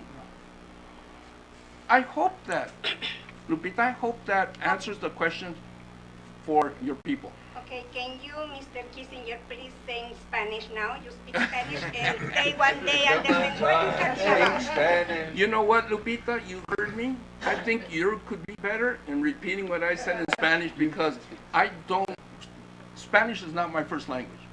English is my first language. So I would feel more comfortable if maybe you or one of the council members or George. George, you're better in Spanish than me, and I'd appreciate it because I don't want to speak incorrectly. Lo que dice el gerente de las ciudades, ustedes todavía ustedes pertenecen al drenaje de la ciudad, eso no va a cambiar. Yo vivo en Valle Verde, yo pertenezco a pagarle agua a Valle Verde Water Company, eso no va a cambiar. Los precios de lo que la ciudad les cobra y si se logra la anexación no van a cambiar nomás porque se logró, no van a subir porque ahora son parte de la ciudad, todo eso queda igual. Lo que es el agua es otra compañía, no de Nogales, que lo que dice el señor Kissinger es que tengamos quizás en un futuro la opción o el querer adquirirla, puede ser, pero ahorita no es mañana. La cosa es que la intención de la anexación es para tratar de lograr más habitantes en la ciudad, como dijo el mayor, que todo eso nos ayuda porque agarramos un subsidio del Estado y del federal por cada cabeza. Por eso el censo es muy importante, que cuenten todos los que viven en sus casas. El censo de 2020 es muy, súper importante para la ciudad, porque esos son fondos federales y estatales que la ciudad recibe para apoyarnos a ayudarles a la comunidad a ser mejor. Okay. My question is, if we don't pay more, like you say, water or garbage or so, who's gonna pay for us? If we are including the city, who? Ma'am, I apologize, I'm not sure I understand the question. Sí. No, sí, ya te estoy oyendo, Michael. Did you say who's gonna pay your trash? See, who's gonna pay my You're trash? gonna pay it. Okay, I wanna pay my trash. Right now, I pay $23. How For- much I wanna pay here in the Okay, city? you pay $23, Lupita. How many times do they pick up the trash for you? Twice a week. We pick it for $20, is it ours? I think ours is 20 bucks. 20 bucks, Are you 3 sure? times a week. Are you sure? Well, I'm asking the city manager. 3 times a week. 3 veces. Let me look at my bill real quick, I'll tell you exactly what we Okay, I charge. would like to, to have a meeting with you guys and show me. Sure. Mhm. Yes, and will you too, Mike? Lupita, ¿a quién le pagan $22? What's his Nosotros relationship? le pagamos Is it 22? ahorita subió, I worked no me acuerdo with her si at the subió county. 25, creo. Estamos con el ¿Está 22 o 25? 25. Long time ago. Porque ya subió, fíjate, en 3 minutos subió. Entonces, ¿pero a quién se lo pagan? ¿No? ¿Al condado no les coge basura? No, we pay our own. ¿A quién le pagan? ¿Cómo se llama? El garbage. Mendoza, ¿cómo se llama? Disposal. Canyon Disposal. Yeah. You made me nervous and I forgot. Hey, Lupita, Yes, honey. ¿pagas el sur? Sí, ¿A quién se lo pagas? Aquí, aquí. Ya Pero ves. para you know why? I don't know, when they made that Chula Vista construction, Mr. Firestone, he passed away, no? And I don't understand why they include us in the city limits with the sewer. Because you don't have a wastewater treatment plant. We have the treatment plant. The county does not have utilities, Lupita. El condado no tiene agua, basura, sewer, nada. Municipalities are the only ones that have utilities. Por eso le pagas a la ciudad. Or otherwise you would have a septic tank. Take your pick. Oh, no. ¿A ves? If you want to have a septic tank, then you take care of that and you pay $16,000 to install your own septic tank en tu casa para que tengas tu fosa. Pero if there's a sewer system, a utility company by a municipality, you have to pay the utility company for your sewer. Yo vivo en Villahermosa, para que sepan ustedes. Okay, yo tengo Valle Verde Water. Yo pago Valle Verde Water, pago basura al city y pago sewer al city. Pero yo no estoy debajo del sistema del agua de la ciudad. ¿Estás con Valle Verde? Igual que tú. Oye. Same thing. The only thing I pay different than you is trash collection. Y gracias a Dios, because when we cut a tree down and everything, every Wednesday they come and pick up all the trimmings. Ustedes no tienen eso. Mr. Mayor, No tienen eso, Lupita. $20.22 a month. $20.22 a month for 3 times a week. Okay, in case we stay in the city limits, en caso de que entremos a los límites de la ciudad, we're going to pay the same thing, because I told you, a lot of people, they live for the Social Security check. Yes. And they don't have a lot of money to pay an extra money for utilities Well, or mira, Lupita, whatever. let me tell you, we have a program in the city. Tenemos un programa en la ciudad para las personas de tercera edad y para las personas necesitadas. Tenemos un programa y el programa es para ayudarles para que se paguen, para reducirles los costos del agua y los costos de las utilidades. Nosotros existe eso aquí. Si ustedes vienen y traen su ingreso del dinero que tienen de seguro social o traen eso y lo traen aquí a la ventanilla con las señoritas aquí y se lo presentan, nosotros le reducimos el costo del agua con un porcentaje. ¿Okay? Eso podemos hacer nosotros. Ese es el beneficio de un municipio, que tenemos la autoridad de hacer eso. ¿Por qué? Porque las compañías de utilidades, de las 3 utilidades, son de la ciudad. Menos ahí donde están ustedes y donde vivo yo, el agua es de Valle Verde. Sí. Pero Lupita, hay muchos beneficios, Lupita. Y yo sé que tú fuiste y te soltaste agarrando petitions. Mira, wanna copy? yo sé, no necesito, Lupita, pero si tú no hubieras agarrado, no hubieras caminado a las calles a agarrar petitions, nadie no hubiera firmado nada. ¿Verdad? Pues no, porque no se iban a dar cuenta, por ejemplo. No, si se hubieran dado cuenta porque nosotros íbamos a ir para allá y vamos a ir para allá. Okay, that's fine. There's my house, tiene el Paseo Hermosa. And I will Muchas gracias y tenme café y pan dulce. For sure. Es más, tú tenme café y yo llevo el pan dulce. Okay, that's fine. Y nos juntamos todos ahí, a hablar, de veras. Me parece perfecto. Sí, porque es muy importante, porque mira, hablando se entiende la gente, Sí. ¿ok?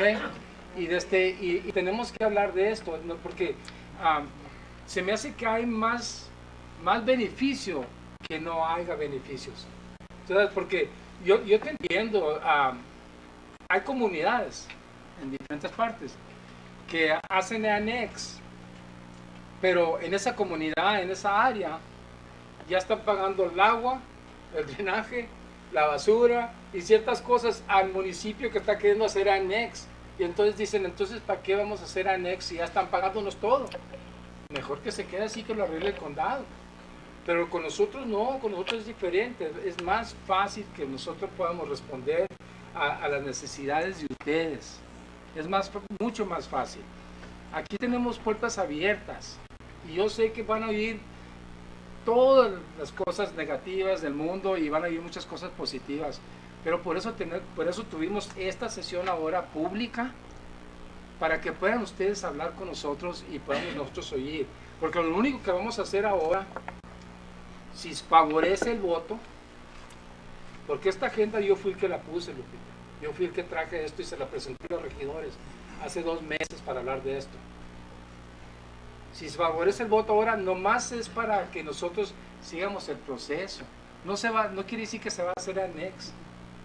Si no recibimos los votos necesarios que pide el proceso, entonces no se hace, simplemente no se hace. La única razón que no se hizo la última administración conmigo, todo esto pasamos. La única razón que no se hizo es que lo hice en el 2014 y no gané. ¿Te acuerdas? Y entró otro mayor y otra administración. ¿Y no hizo nada? Tú lo dijiste, yo no dije. Y agarraron todo el paquete de annexation y a la basura. Y lo que tiene annexation, nomás para que sepan ustedes, si no sigues el proceso con el tiempo que va, ¿verdad, nuestro Ignacio? Si no lo sigues el proceso con el tiempo que va, no se hace. Nosotros no podemos decir, ¿sabes qué? Vamos a agarrar las firmas mañana de todos, rápido. No, tenemos que esperar un tiempo. Tenemos que esperar las visitas de los representantes que tienen que hacer ellos, que nosotros les estamos pagando. Las oportunidades, si me das, Lupita, la oportunidad de juntarme con todos ustedes. Fuera hasta mejor juntarnos aquí porque ya viene el frío. Y aquí adentro nos podemos juntar, cafecito, mira, suavecito. Pues mi casa hay calentón. No, bueno, yo no conozco tu casa, pero aquí hay más campo, Lupita, Está grande.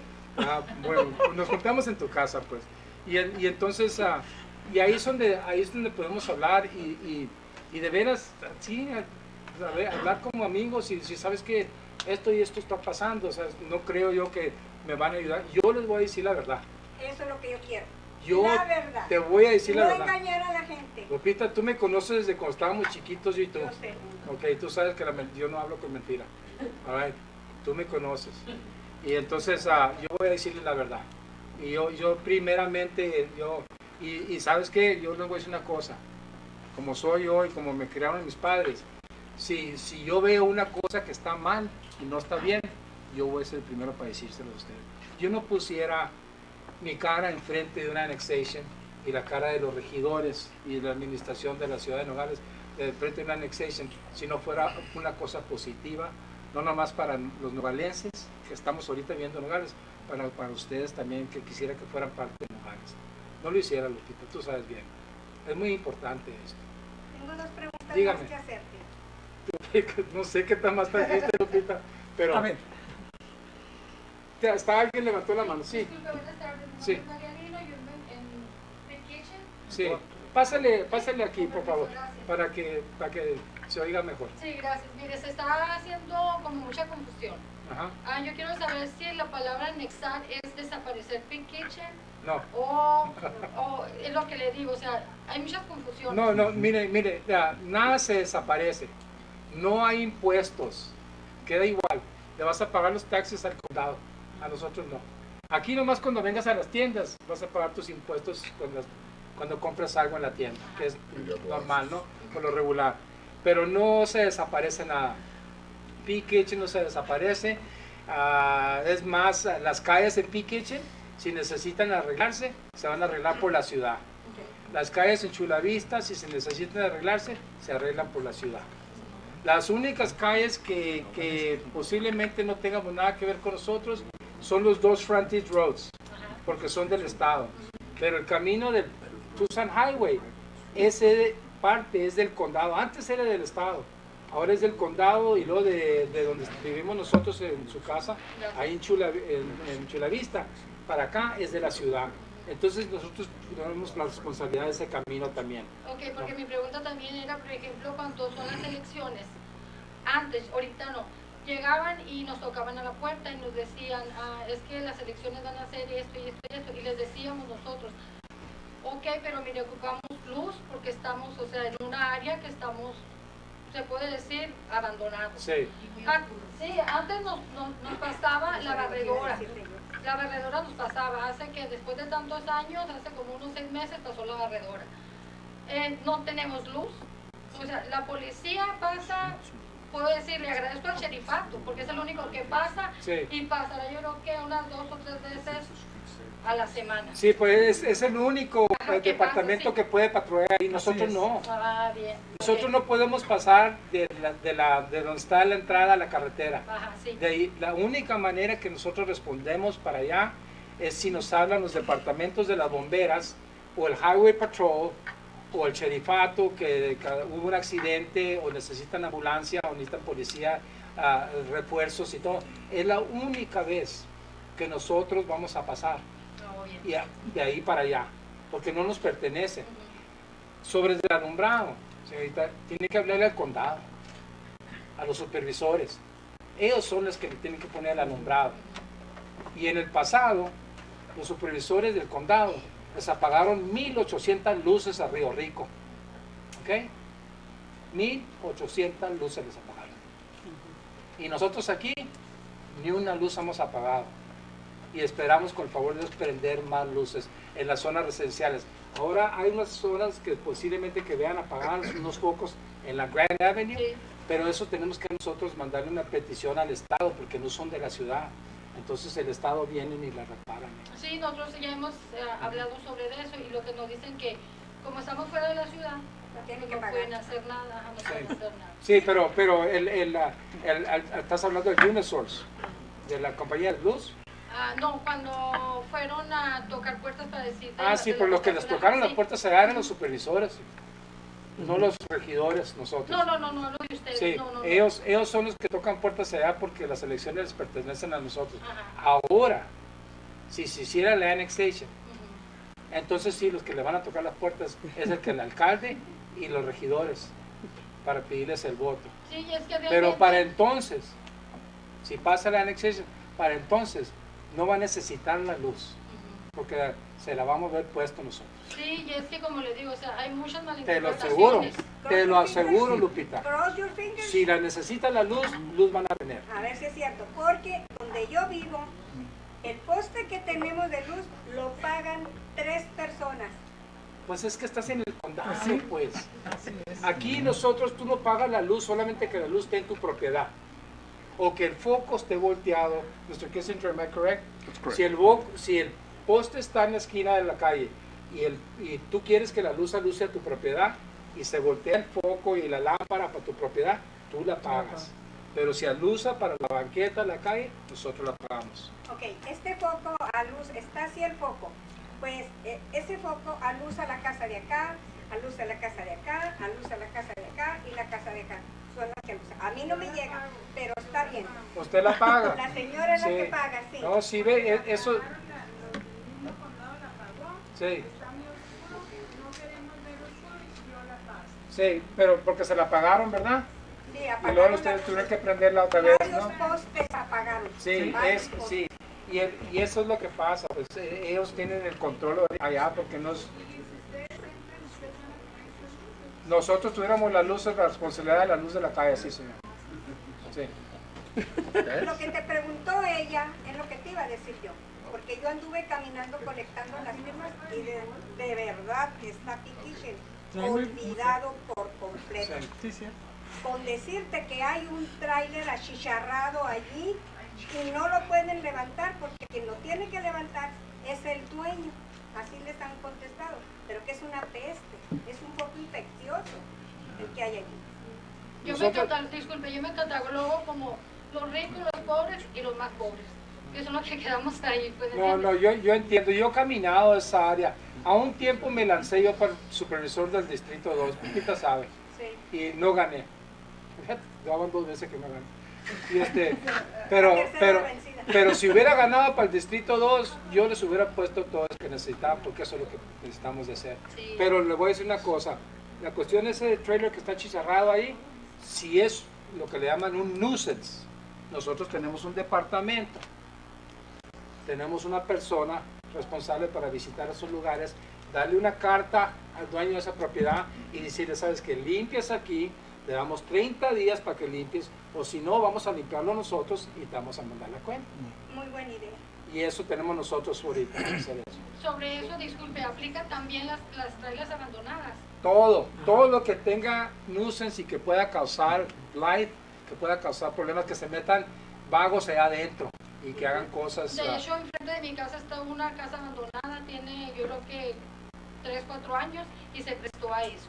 A que ahí escondían gente y la Border Patrol pasaba y, pero tenemos niños y se expone uno. Y para que vea, fíjese, lo que me están diciendo ustedes ahorita, yo no lo sabía y todavía nosotros queremos hacer annex ese lugar.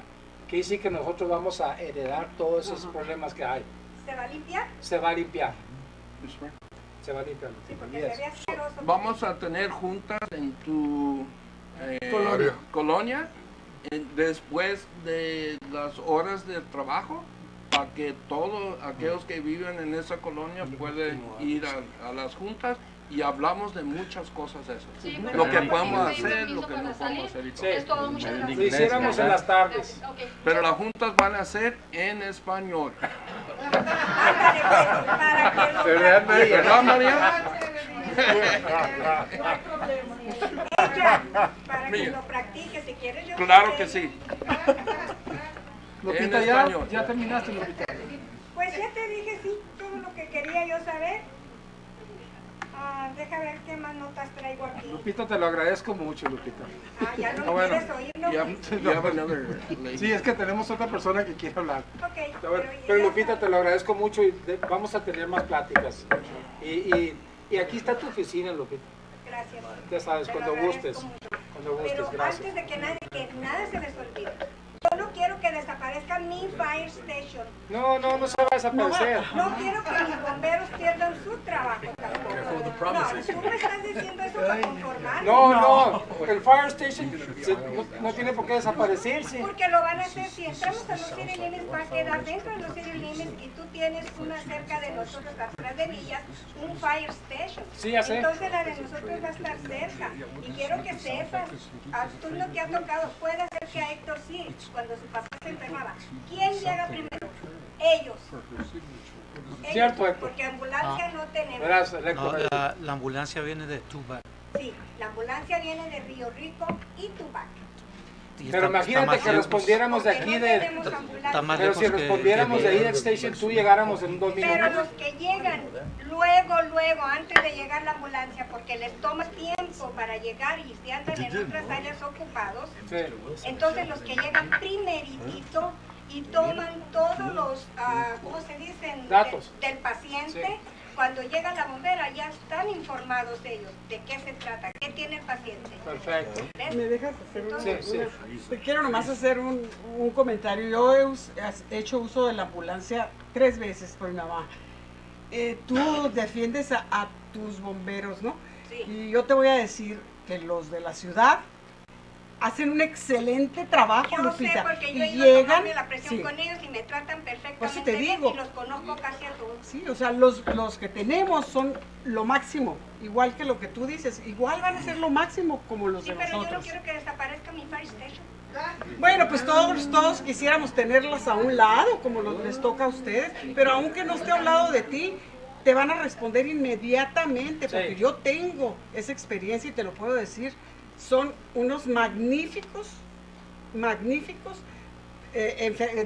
ambulancia, bomberos y todo. Yo no tengo nada que decir con el fire, Nogales fire station. Yo también les estoy agradecida por cuantas, ahora últimamente que me caí dentro de los límites de la ciudad y ellos así inmediatamente, Sí, cierto. y les estoy agradecida. Cuantas veces he caminado que me he sentido mal, paro que me tomen la presión, me reciben muy bien, estoy agradecida. Lo mismo los míos también son igual que los de ustedes. Los dos pueden estar juntos, Lupita. Pues sí, pero ustedes cuando entramos al límite de la ciudad, yo sé que ellos van a perder su trabajo y eso es lo que yo no quiero. No van a perder su trabajo. Yo no sé de dónde sacaron ustedes eso. ¿Cómo van a perder su trabajo, Lupita? Porque va a desaparecer. No, pero eso ¿quién te lo dijo? O sea, ya te dieron algo por escrito que van a perder su trabajo. Pues se están suponiendo, No. Jamás van a perder su trabajo, no está tan fácil. O sea, el trabajo está, pues ahí está. Ok, confío. Héctor iba a decir algo ahora. Sí. Vice Mayor, go ahead. También hay un servicio que la ciudad les propone a los residentes, se llama Nogales Rides, que no tienen en Chula Vista ni en Pit Kitchen. En esas áreas son para las gentes mayores que necesitan ir al doctor y no tienen algún medio cómo llegar ahí, tienen que pagar un taxi o esperar a alguien. La ciudad de Nogales tiene ese programa que le puede servir a mucha gente en Chula Vista, que yo por experiencia sé que hay gente que ha necesitado que lo lleven al hospital o que lo lleven al doctor a un examen o simplemente que lo lleven a la tienda, a la botica a comprar un medicamento.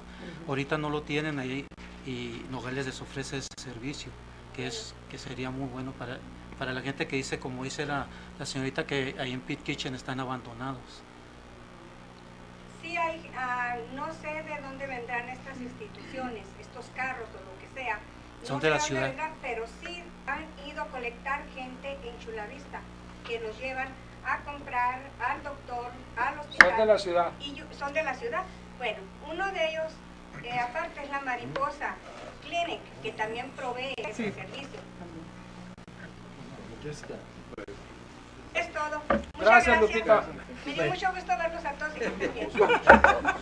Go ahead.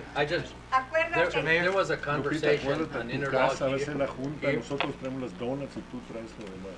Bueno, yo les ofrezco mi casa y las sillas. Ustedes traen las sodas, el café y el pan. ¿Qué les parece? Ya, suficiente. Sí. Ya, Very ya, good. suficiente. Enfrente donde yo vivo está una traila quemada y se han están llevando tantos animales ahí que todos los peligra y luego en el tiempo del aire Una peste. bastante polvo y nos hemos enfermado bastante las alérgicas y no sabemos cómo hacerle para que quiten esa plaga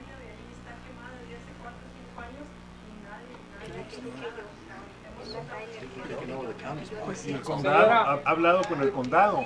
¿Y qué le dice el condado? Señora, yo le voy a echar una vuelta, ¿ok? Sí, yo le voy a echar una vuelta. El viernes por la tarde voy para allá. ¿Está bueno? Está bueno. Voy a ir a verlo ahí donde está el trailer ese quemado. 37 Navajo. Ok, gracias. Yo voy para allá. Gracias, Arturo. Gracias. Gracias a We're taking ustedes. the burdens of the county here. Yes. Mr. Mayor, I just want to make a clarification statement here, so it doesn't get misinterpreted here, especially with a representative. There was a dialogue about the sewer right now, and the sewer line, and about of our capacity at the sewer line. Okay, just to make sure that we're clear, because the statement was made or implied that we are the owner. We are not the owner. It is the policy of the city of Nogales that the IOI, have no the ownership IOI, yes. of the IOI. So I want to make that clear. We So, do not have any ownership of the IOI. So I was very careful in my statement, and what I had stated was that the city is not even using half of its treatment capacity at the Nogales International Wastewater The Treatment supply Plant. lines are ours, but not the delivery system. Yeah, I just want to make it clear, so don't, Could you say it in the Spanish? Outdoor Bureau, the International Boundary Committee doesn't come back and say in a public meeting, you implied that you're the owner of it. Yeah. Thank I you. don't want to get involved. My friend, your name and your... Chuck Thomas, 2760 North Camino Vista del Cielo in Nogales. I'm also president of the Vista del Cielo Homeowner Association, and I'm the owner of Thomas Produce in Rio Rico, currently. Well, it was on the list last time, and It's not on the list this time. oh, I know it's not. Okay. Well, let me address the Vista del Cielo issue first, because that was brought up twice by you, Mr. Mayor. The homeowner, the property owners of Vista del Cielo 18 or 20 years ago did want to do something about the dirt road because it got so bad, and was scraped constantly, and they did get together and take a vote and decided that they would assess themselves Yes. and then hire the city, after getting a bid from the city, hire the city to pave the road. Well, the city paved the road over top of an inferior water line, as anybody that's driven out there can see with all the patchwork that's done constantly. But every 6 weeks, the water line will break, and did the other day, a big one the other Yes. day. But the agreement was, once that was paved, that the city would take over maintenance of the street. Well, I've been there for 13, 14 years now, and 3 years ago, they filled in half the cracks on the street because we were raising some hell about it, and they came out and stopped about halfway through, and that's the only thing I've ever seen done since I've lived there, as far as maintenance of that road. So I would love to see some more work done on that, and to the city to hold up their part of the agreement to actually maintain that road, because it cost the homeowners big money to do that back in the day. And one question that brings up, you're talking about annexation on different areas of the new city, that was a possibility. If there are dirt roads out there, would you then assess the homeowners that live along that road to pave that road, and they in turn would have to deed it back to the city, just like we did at Vista del Cielo? You have to. Okay. And actually, in almost all that area, there's no dirt road. Okay. They've been paved out, unless there's a new subdivision built. Then the developer develops a development plan and goes through the whole process before the city even accepts. And I've been trying to explain that to some of our property owners on Cinco Millas out there, which is still a dirt road in our Yes. neighborhood, that they will have to do the same thing, vote from the people along that road and assess themselves, and in turn hire the city to do that. You I come out and think pay. they've been having dialogue with that already. That's with what I Cinco Millas, suggested to uh-huh. them, yes. And that you would maintain the road, right? Yes, the whole Okay. process I did. But you know, Chuck, just for information, we had a meeting, engineering and John and some of the staff in reference to infrastructure and paving projects. And Vista del Cielo was part of the conversation, right? And the water department said that the very first thing we need to do, especially in the dip area where they're having hammering of the water because of the force of the water there, that we need to replace all that line.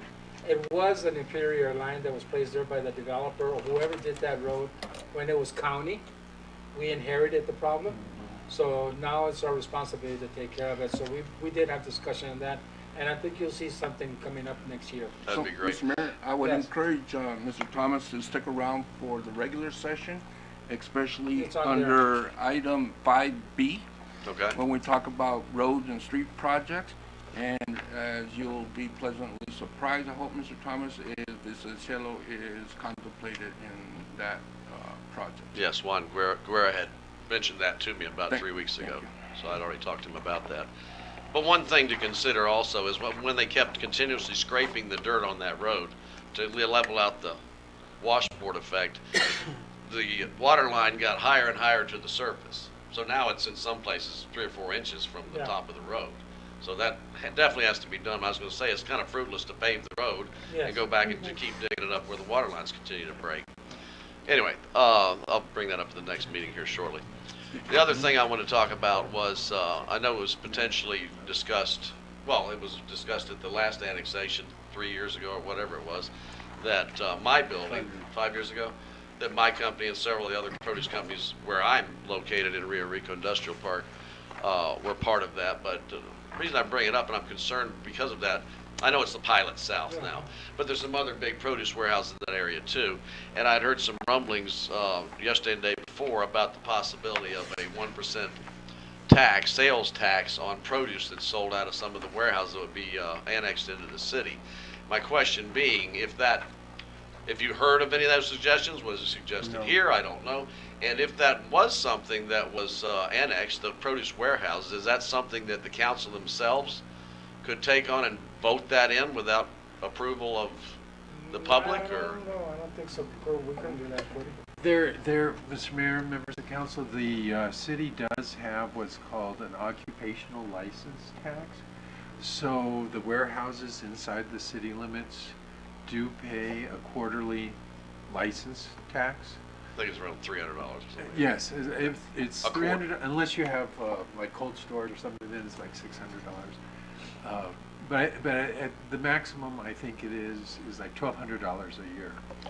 And the idea is that since these properties do receive city service and they're not generating retail sales, that's something that the city imposes, that's something that Tucson imposes.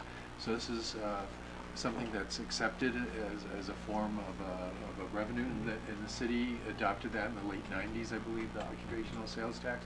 So the warehouses in the annexation area would be paying a business license and occupational sales tax to the city. But the potential sales tax on sale of produce, on gross revenue. But there's no sales tax on the sale of produce. No. If it's wholesale, which I understand all warehouses do wholesale Right. sale. Right. Retail is when you get taxed by the Okay, city. because I've had several people call me concerned about that too, so I wanted to clarify that. Anyway, short and sweet. Thank you, Mayor. Thanks, guys. You will stick around? Yeah. All right. Yes.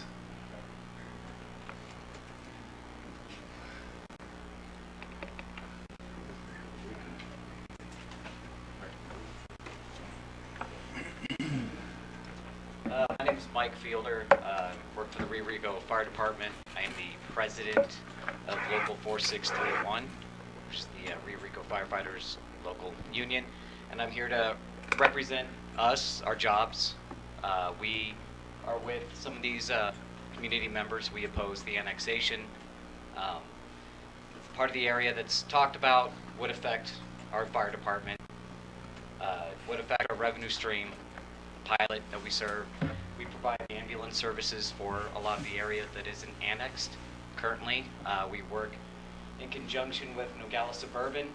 They might be first on scene for a fire. If it gets bigger, we show up. If they have a medical call, we show up. So we've been doing their ambulance transports. Obviously, we do the we have the CON to do the interfacilities from Holy Cross, like you guys have mentioned.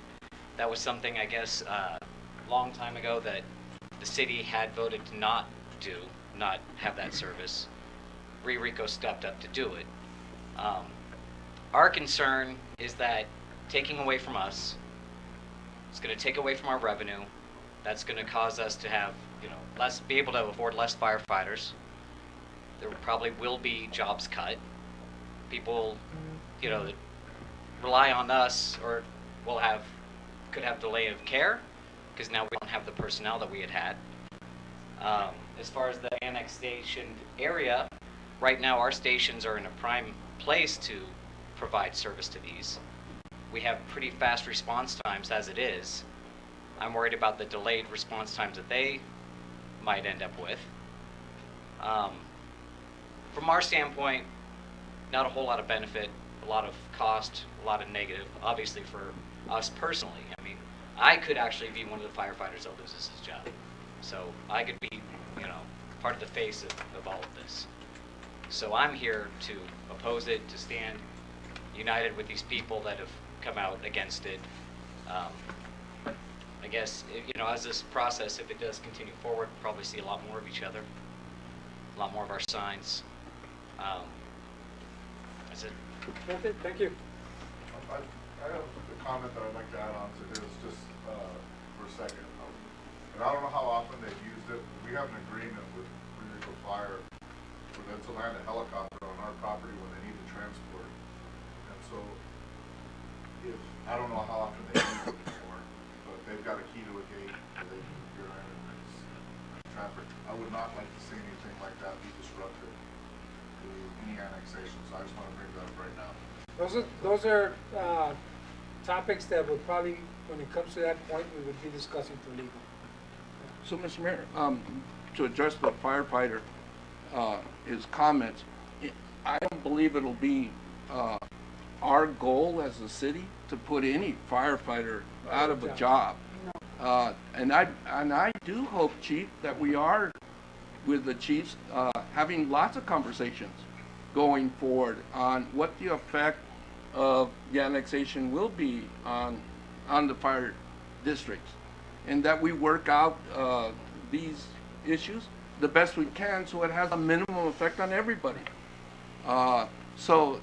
Just right up, I'm not sure if Rio Rico or Suburban has done a cost analysis benefit on what annexation does to their revenues and to their area of service, because of course, as we bring on more area of service, right, we're going to need more resources to provide the service out there. But as your area of service shrinks, it's logical that possibly you need less people to provide the service in the same area. All these details need to be discussed and fleshed out, and I hope they could be had the conversations to bring back to both the board at Rio Rico and the mayor and council, right, in a professional, right, manner where you sit down and you talk about these issues. And that's what I hope that we can accomplish, Mr. Mayor. Thank you. And thank you, Mr. Fireman, for your comments. Good afternoon. Your address. Manny. Manuel Bonodan, 693 East Frontage Road. I'd like to address something Dan is concerned about, which is the open range. And I think his group needs to be very careful about the Arizona revised statutes relating to that, and be aware that maybe not this council, but any council later down the line, at the drop of a hat, can turn it into what's called a no-fence zone. And for that reason, I run cattle east of there, and for that reason, I'm voting no automatically, because the liability would just kill the business. I couldn't do it anymore. The other question I had, 23 is your land, section 23? Okay, because the Chamber of Commerce has a flyer out that says it's forest land, which kind of baffled me. But there is no forest land in this annexation, right? Okay. That's just something I got off of some website from the Chamber of Commerce. That's a chamber. I can add clarification to that. It used to be forest, and we did a land trade with Forest Service many in the 70s. So it became private property.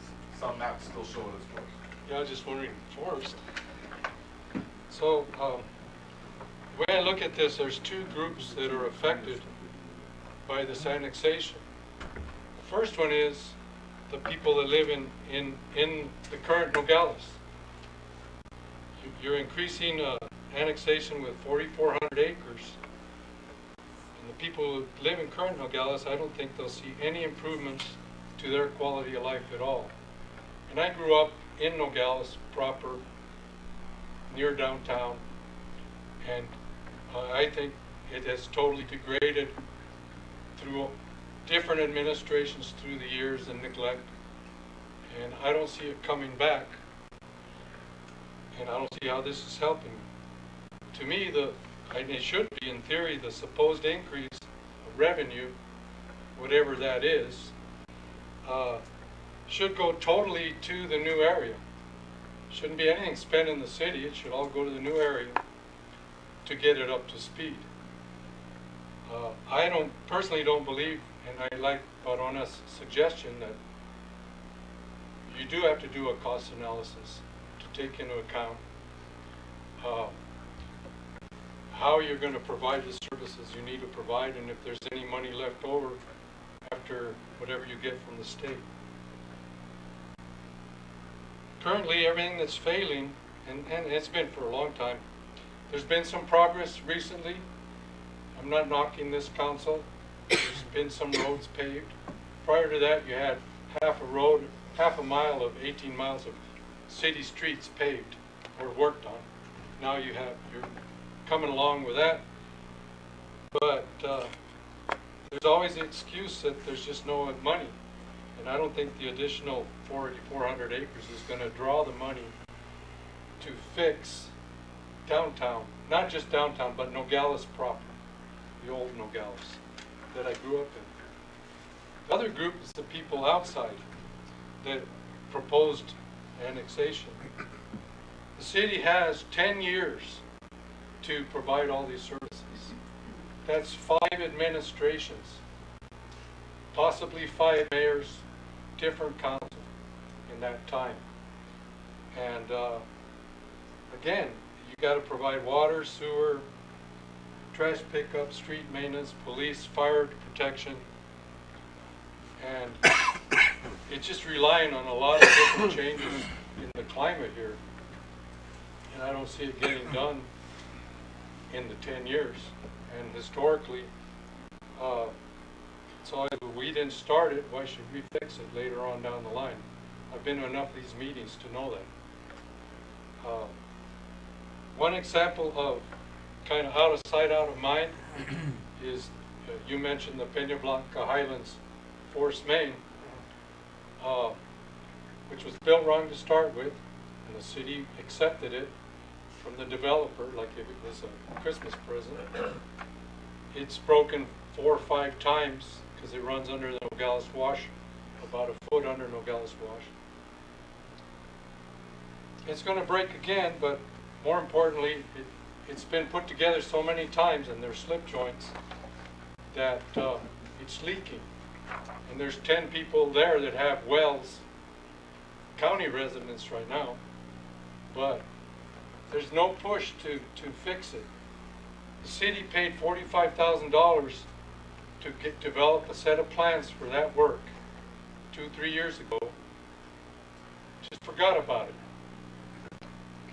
And I'm not happy about that, and I don't think those 10 people are going to really want anything to do with the city, the 10 well owners.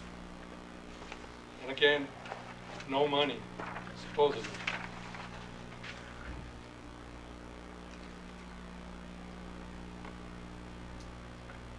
I know that no person in the proposed area has ever said to me, gee, I would like to live in the city. I'd like to be part of the city. We have our lifestyle out there. It's different than here. The more rural areas, we're happy the way we are. We fend for ourselves. We pay for our trash. We pay for what we have to pay. We're happy. We don't want to be part of the city, and there's many people like that.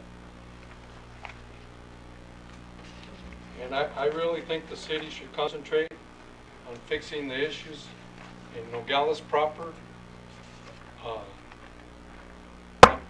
I'm not picking on any administration, but quit wasting money and put it to good use and try to revitalize what we used to have. by going out all over the place in more sprawl and more spread out, it's going to cost the city more than they'll ever take in. You're going to need more garbage trucks. They're 200 grand a piece. There's all kinds of money involved in this. There's salaries for police. There's salaries for the new fire department. And right now the county does a pretty good job. I believe the sheriff's response times has been good. Fire or emergencies has been good. That was going to happen.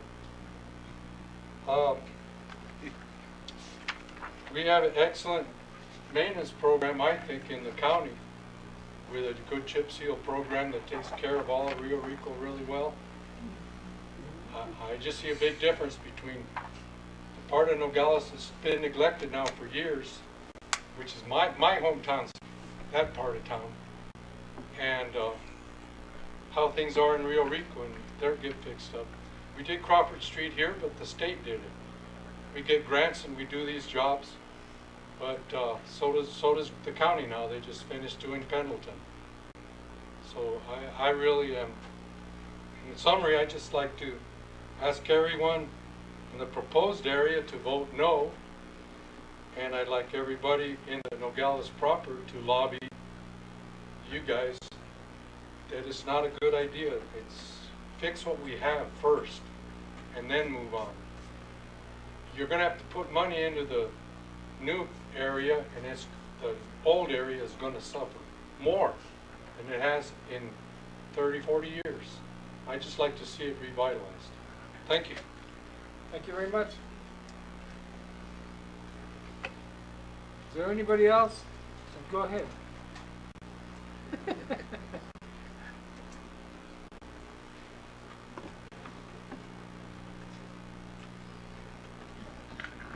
Good evening. I'm Rosanna Gavaldon, 348 Icais Garbillo in Green Valley. Mayor, members of the council, city staff, and all who's in the audience.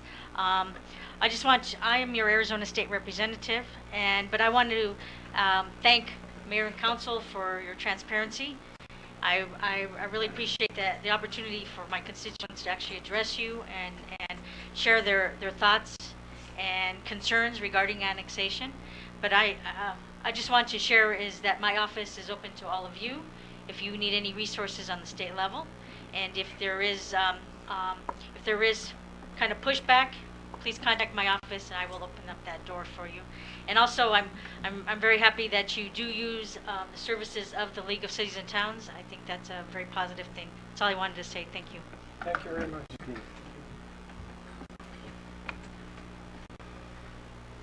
Go ahead. Mayor, yeah, let him go. Yeah, go ahead. Mine This is is Andrea Monoran, 693 East Running Road as well. I heard the mayor speak and some of the council, but is this a unanimous, everybody on the same page as far as annexation? Well, we haven't voted yet. No, but as far as pro or in favor of, or is there anybody on the council that's leery of it? Well, Mayor, I can speak for myself. Yeah.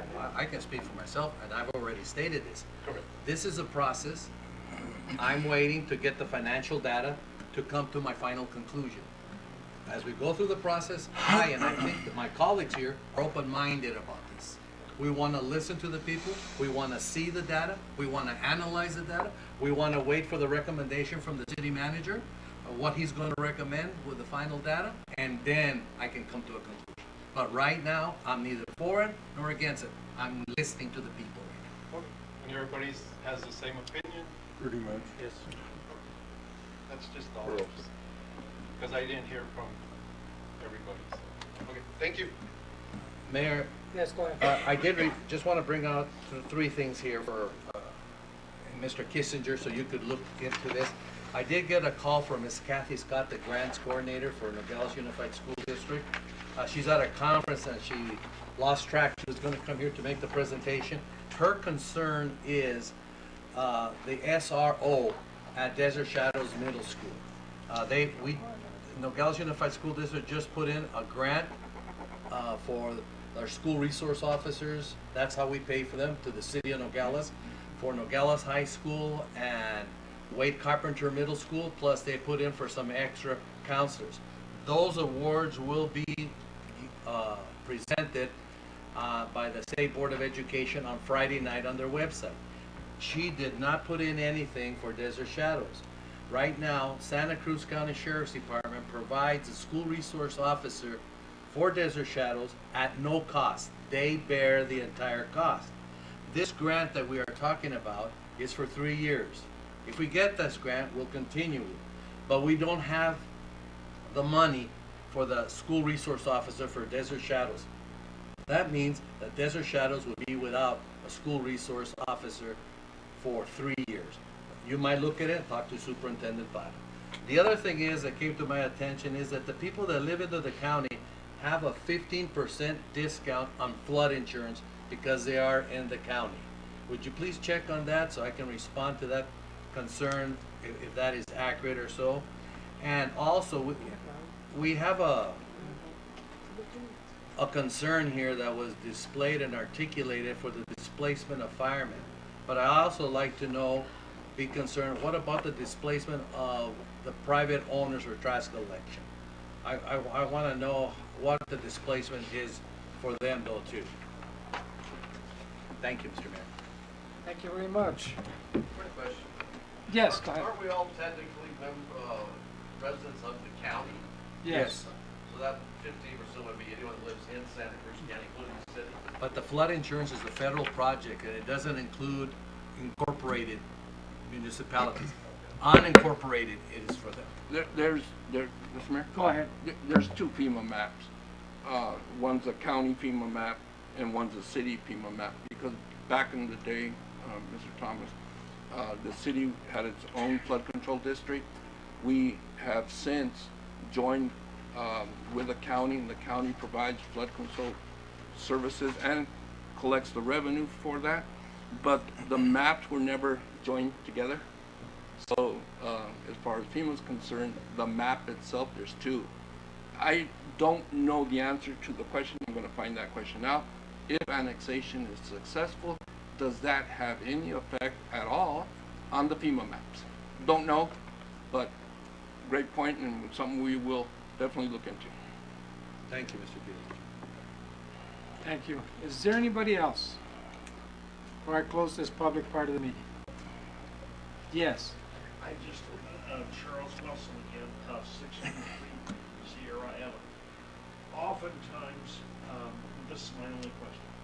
Oftentimes when you have an annexation, the only people that are allowed to vote on it are the people that are from the proposed annexed area, or to be annexed area. And the people that are in whatever city or what have you, cannot. And I'm just asking that whenever, a year or two down the road, whenever this does come to a vote, I do ask that the mayor and council allow all the citizens in Nogales to vote on these. Mr. Mayor, I can Go ahead. help address that. And I don't think this was even talked about tonight because I saw a lady who was gathering petitions saying we don't want to annex, right? It doesn't work that way. The way it works is in the proposed annex area or the map that we have, all property owners, not residents, property owners have the opportunity to sign a petition in the affirmative that they want to be annexed. There is no negative on it. So not signing it, right, has the effect of voting against it. So the petition is laid out, and there's two petitions, and Mike, you can speak about this. There's two petitions. One is total property owners. So each property owner gets to vote per parcel one time. So if, correct me if I'm wrong, if you own 5 or 6 parcels on that list, you get 5 or 6 votes. Additionally, there's another list done off of parcel value. And so now you could own several parcels, but you're one owner of many parcels, so you're categorized in your parcel value. right? If you get the majority of votes on either one of the two lists, then the mayor and council could elect to move forward with annexation. I hope it's a little confusing, but did I explain that right, Maria? Okay, so you elect to be annexed in the affirmative, not in the negative. I hope that helps. Well, It's not like a general election. My main concern is that I do own my home, and so do my neighbor. But let's say I have a neighbor, say, that doesn't want this area. Well, that person, as a hypothetical example, lives in the city already, so is not able to vote on the proposed area because that person does not live in the proposed area. That person lives already in the city.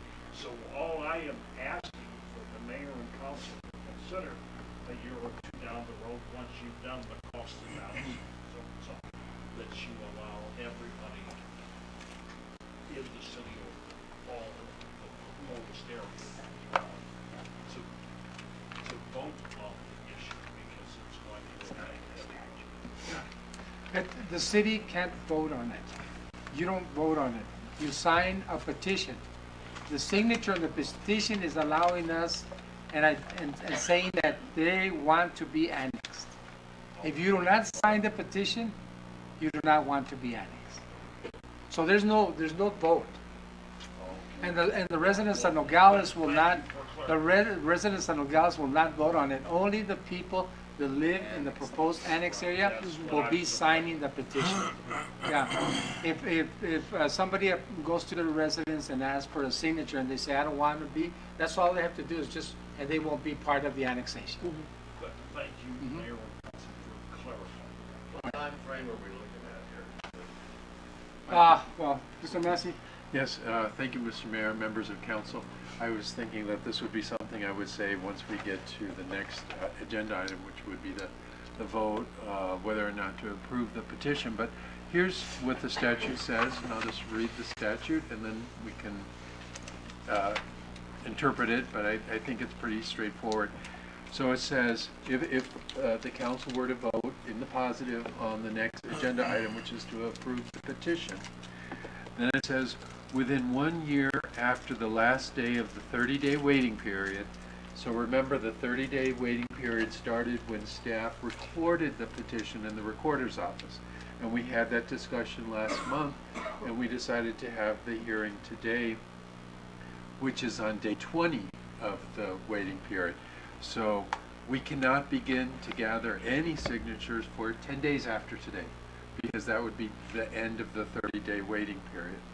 Okay, so within 1 year after the last day of the 30-day waiting period. So 10 days from now, we'll have a whole year after that. So 10 days from now starts the 1 year clock. Okay, the 1 year clock then is to allow the owners within the proposed annexation area to sign a petition. So the challenge is within that 1 year period, a petition in writing, which is before the council, which has been filed in the recorder's office, and it has to be signed by the owners of 1/2 or more of the value of the real property and 1/2 of the owners owning the real property. That would be subject to taxation by the city or town in the event of annexation. Now, we don't have a property tax. I think it's still that we have to get the half of the owners. So it just to amend the comments of the city manager slightly, it is one petition, but then we have to count the owners on that petition in 2 ways. We have to make sure that we've gotten more than half of all of the owners, plus then that more than half has to also be, and this is where Mr. Bell comes in, more than half of the value of the property in the annexation area. So it is one petition. It's signed only by owners of the property within the area, And then the majority has to be counted two ways. Majority of all property owners and the majority of all assessed value in the area. And we use the assessed value as determined by the county assessor. So, and so that's where we'll have a year to gather those signatures, and as more signatures come in signed, we can keep a running tally how close we are to majority of the owners and how close we are to the majority of the value of the land. And we'll have 1 year, and then if we get that, and then what happens is we'll bring back to council an ordinance of annexation. Once we're certain we have the majority of both ways of calculating the majority. But by the time the council considers that ordinance, you also have to have adopted a written plan of providing service to the area. So those two go together. Okay. But we'll have a year in which to do both of that, and that's where the outreach comes from. That's where the discussion with the fire districts comes from, because there has to be a written plan of how we're going to go forward to provide the service in there. And it cannot exceed 1 year. The 1 year for the collection of signatures. If we get to that point and we don't have a majority yet, we could start it over again, but you know, but for right now, for this petition that's before the council today, it will allow the signature gathering process to begin in 10 days, and it will end 1 year after that 10 days. And then we make a decision. And then once the majority has been collected, and it could be that we get the majority right away in a couple of months, and then we're talking about bringing the ordinance of annexation back. So at that point, that's the final vote that really matters on the city council, and it's adopted just like any other ordinance. Okay. Mr. Bell. I've got a little bit of an issue with that, in that you guys have already filed a petition, but you have no cost-benefit analysis on what is going to happen. That raises a huge red flag for me in this whole process. To me, it would seem you have a positive plan in front of you that shows good cost-benefit analysis, and then you go forward with annexation through the petition. And so that's very concerning. It should be concerning for all the large landowners, because even though we are, the percentage of acreage is greater, the assessed value isn't, because we're in agricultural production and our assessed value is less because we're producing food and fiber for the nation to consume. So, I think the cart's been put before the horse a little bit here. Mr. Mayor? I don't believe that staff would ever even contemplate bringing an order or an ordinance to mayor and council without doing a cost-benefit analysis. It's in our best interest, as well as the people who are being annexed. So it's not a bait and switch. We're not going to go out and try to run and grab signatures before a cost analysis. Of course, this mayor and council would want to see the cost analysis benefit before they even consider taking a vote on an order or an ordinance to annex. And I'm not speaking for all of you, but I could only assume you would want to see that. And I think that's been stated several times. Hey, that's all, Mr. Mayor. Yes. Mr. Kisser, if you would please, there's a lot of people that can't come here but watch this while we're filming it and showing it live right now. Spanish. No, not that. Would you please get a microphone so we can give out to the people who can't come up here, so that everybody that watches it, the IT people can come up with something, so that they can listen to the questions that are being asked if they can't come up to the phone. Is there somebody else that wants to say something? So yeah, I would suggest they come up to the podium. Well, like Mr. Wilson. Well, I'm sure we got him. You got him. No, I know you got him, but the people didn't hear him that are watching. On YouTube. Yes.